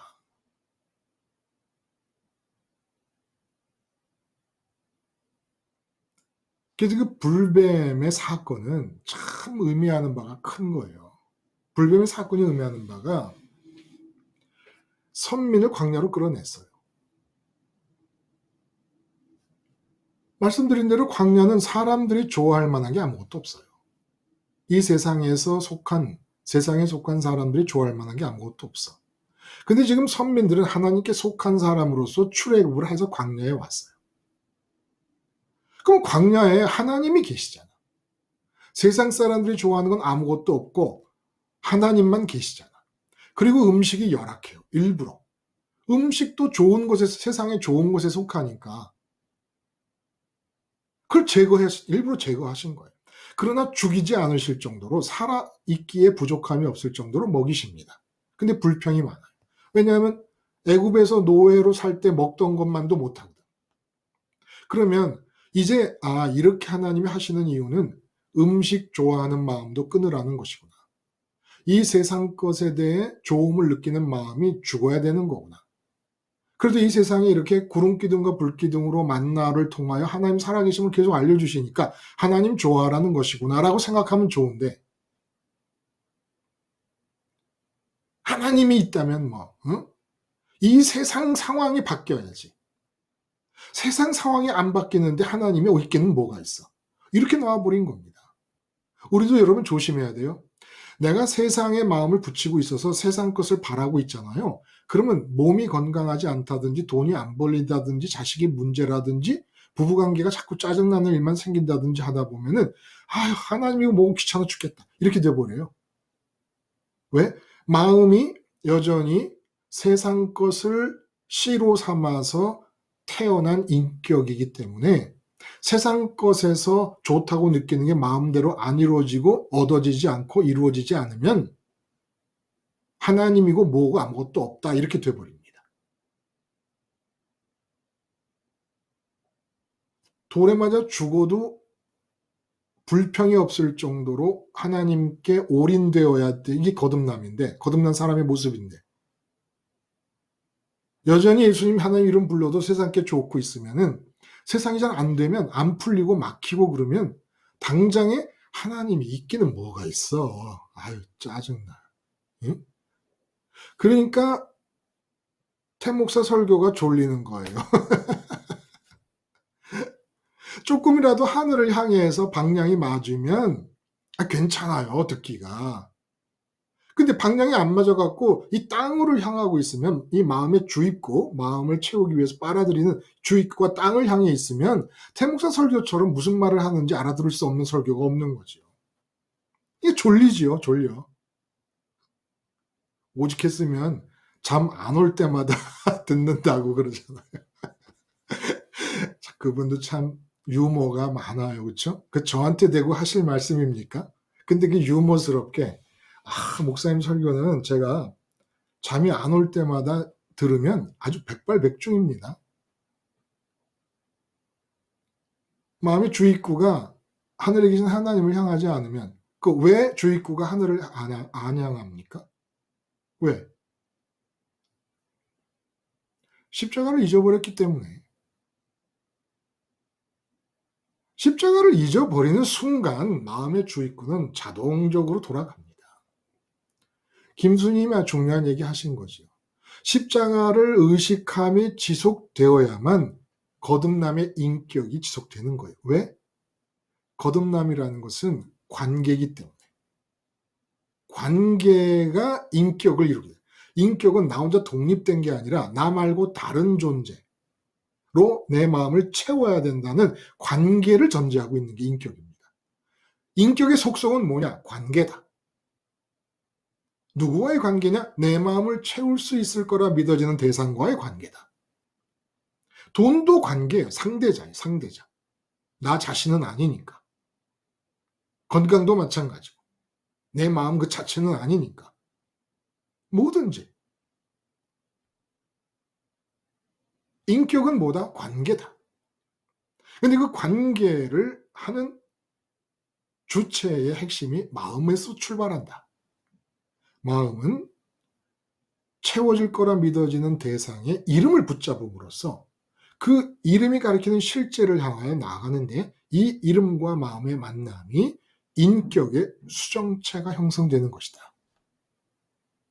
그러니까 인격의 씨가 주어진다는 거죠. 좋다고 느껴지는 것에 이름이 인격의 씨, 인격을 나타나게 하는 씨가 된다는 겁니다. 그러니까 위로부터 온다, 하나님의 자녀가 된다, 이게 다 그렇게 연관이 되어지는 말씀인 것이죠. 그래서 여러분,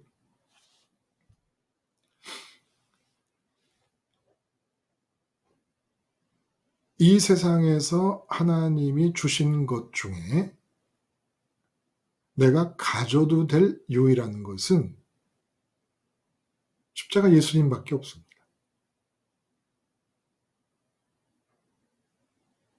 그러면 장기용님, 남편과 자식과 아내와 내 몸을 주신 이유는 뭘까요?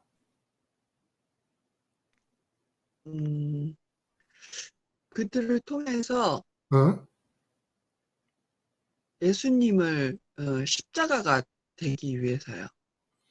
십자가에서 그, 죽어야 할 계기를 하나님이 주시려고.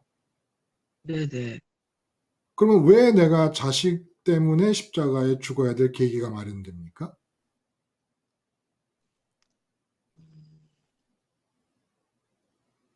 그렇지 않으면 십자가에 죽지 않으면. 말씀하신 네, 그렇지 않으면 바로 그 거듭남이 되지 않기 때문에 세상 것으로 세상의 씨를 받으면 거듭남이 없고 지속적으로 그 씨를 바라봐야만 거듭남도 지속되니까 그런 게 아닌가요? 네, 그러니까 엄마로서 자녀를 네, 바라볼 때 십자가를 네, 의식하지 않고 있으면 당장에 자식의 형통이 네, 내 제, 마음의 씨가 되어버린다는 거죠. 네. 실제로. 그런데 자식을 주셨단 말이에요. 차라리 주지 마시지. 왜 주셨을까? 자식을 통해서 또 아까 그 얘기, 이제 십자가를 붙잡는 계기, 그걸 좀 네, 다른 말로 표현하자면 자식에 대한 사랑, 자식을 좋아하는 마음은 십자가에서 죽고 네, 누구를 좋아하라는 거예요? 하나님을 하나님을 좋아하라는 좋아하라고, 거예요? 그럼 무슨 하나님을 얘기일까? 선택하라고. 네? 항상 네, 말씀하세요. 네, 항상 그러니까, 하나님이 원하시는 것은 자식을 준 사람에게 하나님이 원하시는 것은 자식을 좋아해서 자식의 형통을 바라려고 할 때마다 십자가에서 죽고 하늘로 네, 예수님과 함께 마음이 올라오라는 얘기는 언제나 내가 준 그것을 기준으로 그것보다 하나님을 더 사랑하라는 거죠. 항상. 네. 이삭을 주셨어. 근데 이삭을 바치라 그래. 네가 하나님을 사랑하냐? 그러면 이삭보다 더 사랑해라. 이삭이 기준이야. 하나님 좋아함의 기준이야. 항상 이삭보다는 더 이삭만큼 좋아해도 낙제야. 하나님 좋아함에 있어서. 이삭보다 더 좋아해야 돼. 그러니까 이삭을 바치는 거죠. 사라가 너무 이뻐. 사람마다 다 왕들마다 다 탐내. 근데 사라를 주신 이유, 아내로 주신 이유는 사라를 포기하면서 하나님의 지시를 따라 고향 본토치와 아비를 떠날 생각을 처음부터 갖게 됩니다. 그러니까 그렇게 모든 사람이 탐낼 정도로 아름다운 아내보다 네가 나를 더 사랑해야지. 아내만큼 사랑한다든지 아내보다 못하게 사랑한다면 안 떠났을 거예요. 떠날 때 이미 아내를 뺏길 걸 알았으니까 자기가. 그러니까 떠날 때 뭐라고 하고 떠납니까? 당신은 내 누이다. 어디로 가면 내 누이라고 얘기해라. 그 얘기는 무슨 얘기냐? 왕들이 탐내서 당신을 갖고 싶어 할 때 나는 당신을 내주겠다 이런 뜻입니다. 이걸 가지고 또 학자들은 뭐 비겁한 남자고 뭐 못난 남자다 난리가 났어요. 그런 거 아니죠. 그 소중하고 이쁘고 귀한 아내를 하나님 때문에 아예 마음에서 버린 겁니다. 하나님 뜻을 쫓아서 나가고 나면 누가 아내를 뺏어갈지 모르는 상황이니까 그럼 그게 두려워서 아내 뺏길 게 무서우면 안 떠나는 거죠. 근데 아예 마음에서 버려버립니다. 버리면서 뭐라 그래요? 당신은 이제부터 이제 고향 본토 아비 집을 떠나면 어떤 힘센 사람들이 당신을 탐할지 모르는데 당신은 이제 내 누이다. 버린 겁니다. 그러니까 이 세상에 있는 것들을 통하여 십자가만 가지게 하시려고. 십자가만. 내 몸이 주어졌다. 그 몸이 돌에 맞아 죽잖아요. 그러면 못 맞아 죽는 게 싫다. 그럼 세상에 좋음을 찾으려는 내 마음의 주입구가 뻗어 있고 몸이라는 뭔가 몸을 갖고 죽지 않고 오래 산다는 그 이름이 씨가 돼서 인격이 만들어져요. 그럼 그 인격을 가지면 돌에 맞을 때마다 아이 정말 이것들이 말이야 내가 뭘 잘못했다고 한번 해볼까 진짜 이러고 달려든단 말이에요. 근데 스테반 목사님 아무런 피해의식이 없어요. 보물이 하늘에 가 있으니까. 근데 누구를 봐요? 인자 예수님을 봅니다. 인자 예수님을 본다는 것은 예수님 불뱀을 이 모방에서 만든 구리뱀을 보듯이 십자가 예수님을 봤기 때문에 하늘이 열렸다는 하늘에 올라갔다는 거예요. 그러니까 내 몸이 다시 한번 십자가를 붙잡고 십자가를 가지게 하는 계기가 됩니다. 하나님이 주신 모든 것들은 그 주신 모든 것들을 내 마음이 좋아하려고 할 때마다 십자가에서 죽어야 될 계기를 만들어 줌으로써 하나님 사랑을 커트라인을 딱 쳐버리시는 겁니다. 여러분에게 주어진 것 중에 제일 소중한 게 뭐예요? 아무것도 없어요. 그 몸이라도 있잖아. 그 몸이 얼마나 소중해요. 그런데 하나님 사랑은 몸보다 하나님을 더 사랑해야 된다는 거예요. 그러니까 몸에 대한 사랑 때문에 내 마음이 몸에 꽂히면 몸을 붙잡게 되면 몸이 이러면 안 되는데 몸이 건강해야 돼 몸이 이뻐야 되는데 이러고 마음이 딱 몸에 붙어버릴 때마다 십자가에서 죽어서 몸이라는 이름의 씨를 받은 인격으로 살지 말고 몸이라는 이름의 씨를 받은 인격은 십자가에서 죽고 하늘에 계신 하나님이라는 이름을 붙잡은 씨로 거듭난 사람으로 살아가라는 겁니다. 그러므로 거듭남은 관계가 지속되는 상황이기 때문에 이 관계의 변동이 일어나면 거듭난 사람도 없어지는 거예요. 거듭난 사람도 없어져요. 우리 이렇게 생각해요. 한번 예수님 믿으면 중생하는 것이고 이제 천국 간다. 그래서 일평생 동안을 돈 좋아하면서 돈이라는 이름 붙잡고 돈이라는 이름의 씨로 태어난 인격으로 살았어요. 근데 죽으면 천당 간다는 겁니까? 예수님 이름 불렀으니까? 그래요, 여러분?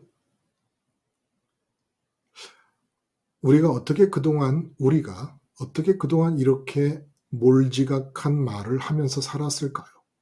이런 말도 안 되는 생각을 하면서 살았을까요?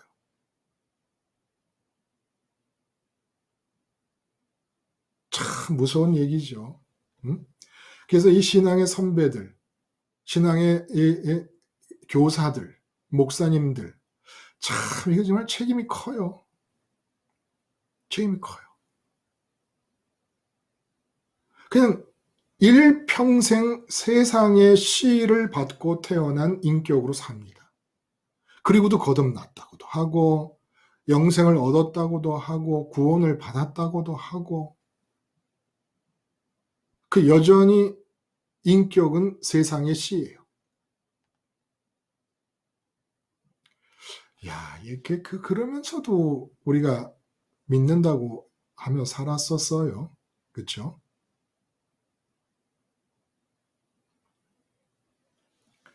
이제 우리에게 그러면 이렇게 많은 말을 했는데 거듭남과 연관지어서 우리에게 주어진 게 뭐예요? 그냥 그 구리뱀이 장대에 매달린 걸 바라봤듯이 그냥 십자가에 달린 예수님을 보되 지속적으로 보라는 거예요. 왜냐하면 내 마음이 하나님과 마주보는 관계가 지속돼야 되는 거니까. 근데 예수님을 지속적으로 바라보지 않으면 이 죄의 체질 때문에 우리 마음의 주입구가 금방 세상으로 돌아가 버리는 것이 경험적이고 실천적인 차원에서 느끼는 진리예요. 그러니까 예수님의 십자가를 지속적으로만 바라보면 된다는 거예요. 그러면 거듭남의 상태인 하나님과 마주보는 관계가 유지된다는 겁니다. 어려운 걸 요구하는 게 아니에요. 너무나 쉽고 너무나 간단한데 사실은 그 결과가 지속되게만 하면 나타나게 되는 결과는 너무 파격적인 것이죠. 너무나 많은 이야기들이 중생은 무엇이며 구원은 무엇이고 거듭남은 무엇이고 성령 세례는 무엇이고 물 세례는 무엇이며 물과 성령으로 거듭남 무슨 얘기냐? 아유 그냥 복잡하고 사람마다 의견이 다 달라가지고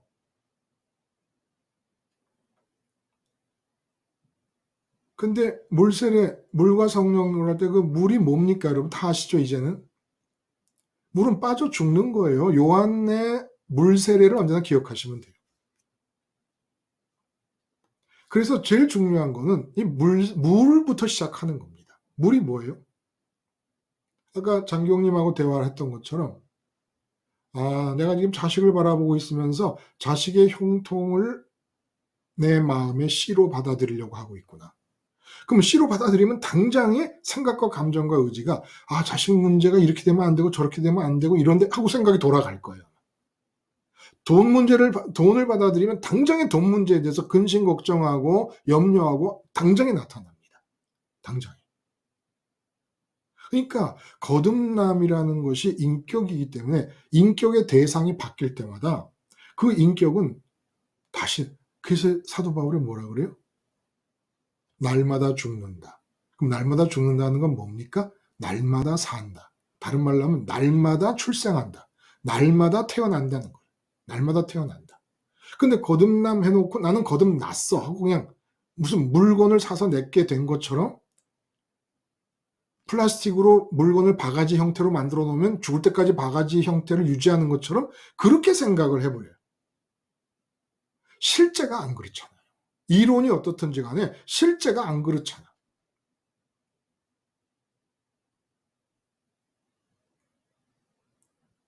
그러니까 한 가지만 기억하자는 거예요.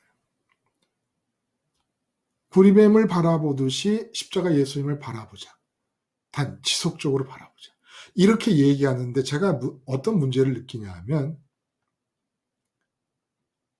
만나서 이제 대화를 하다 보면 태 목사가 이렇게 하는 이 말씀을 관광하듯이 들어요. 관광하듯이. 관광의 특징은 관광 명소의 경치를 떼갖고 올 수가 없다는 겁니다. 기껏 사진이나 찍어갖고 오는 거고 사진도 그냥 갔다 오면 박아둔 다음에 몇 년에 한 번씩 우연히 보게 되는 게 다지요. 말씀을 관광하듯이 들어요. 단 한마디를 안 해.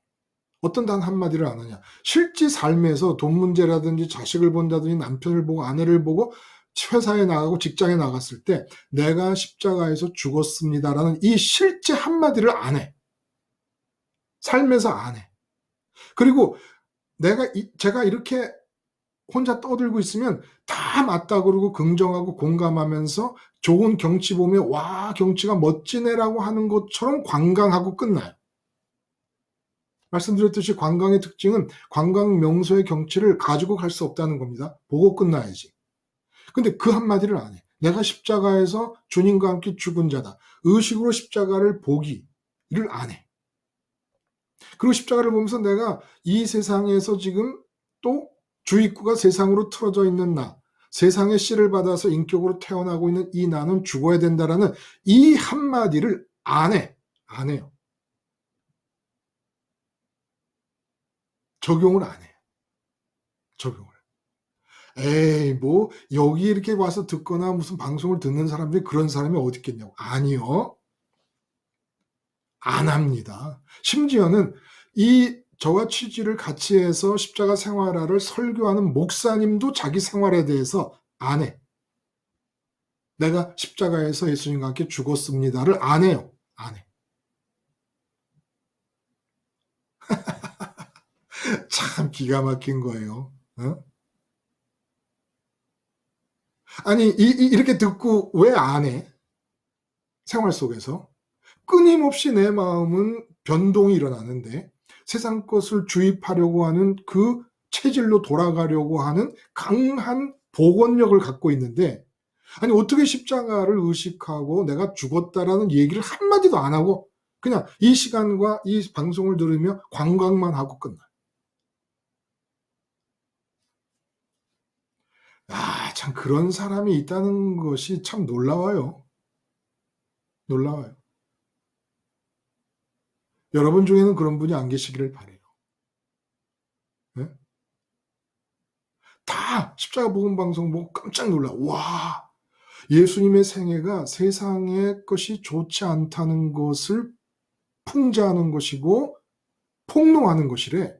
와, 이런 말 처음 들어봤어. 와, 놀라. 그러다가 다 떠나. 왜? 십자가 복음은 생활 속에서 진짜 십자가를 바라보며 내가 죽었습니다라는 얘기를 해야 십자가 생활화가 되는 건데 그걸 안 해요. 십자가 생활화를 관광하고 끝이죠. 관광하고 끝이죠.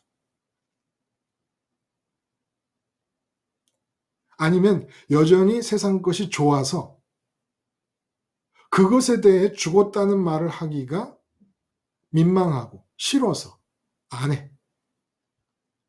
분명히 예수님이 삶 전체를 통하여 하늘에 계셨던 분으로서 하나님이 얼마나 좋은 분인가를 몸으로 다 드러내시고 변화산에서 보여주시고 삶 자체를 통해 보여주시고 기적을 통하여 하나님과 예수님이 얼마나 밀착되어 있는가를 다 보여주셨는데도 그 하나님의 좋음을 이 계시되고 있는 하나님의 좋음 앞에서 세상 것의 좋음을 세상 것 조금 가지고 있다고 포기하지 않아요.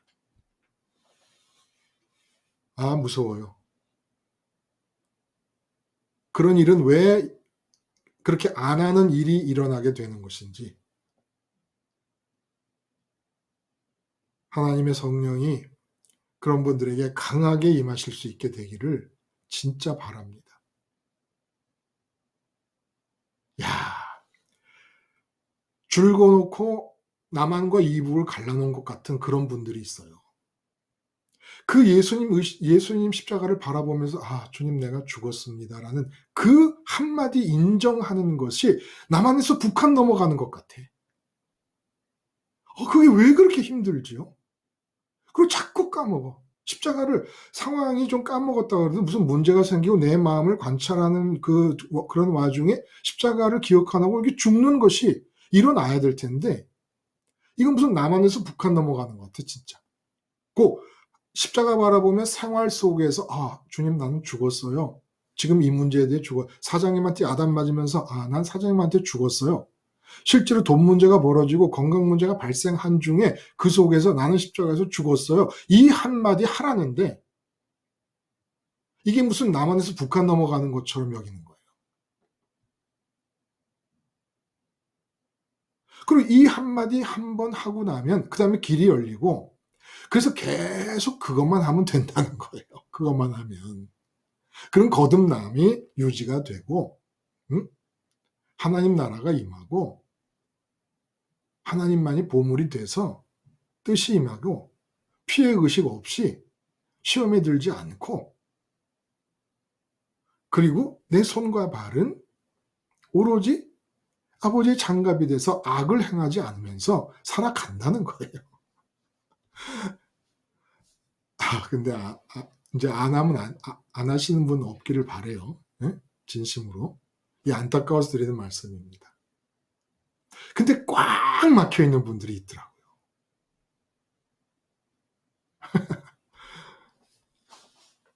오늘은 거듭남의 이야기. 거듭남 정말 좋은 거예요. 예? 내 속에서 일어나는 변화이지만 나 개인에게서 일어나는 변화인데 그 파장은 어디까지 미칠지 우리가 알 수가 없는 겁니다. 제대로 거듭남이 이루어지고 유지가 된다 그러면 거듭남은 유지되어야 합니다. 대상에 대한 관계이기 때문에 나 자신이 거듭난 인간으로 독자적이고 독립적으로 성취되는 게 아니라 관계이기 때문에 관계가 틀어지면 거듭남도 끝나는 거예요. 기도하시겠습니다. 하나님 아버지, 참 생각만 해도 기가 막힙니다. 거듭남의 이 단어가 품고 있는 우리가 2시간 동안 나눈 이 모든 말씀의 의미 다 내 것이 될 수 있게 은혜 위에 은혜를 더하여 주시옵소서. 예수님의 이름으로 기도드리옵나이다. 아멘. 거듭난 우리 십자가 가족들 오늘 오후 즐겁게 보내세요. 감사합니다. 다음 시간에 뵙겠습니다.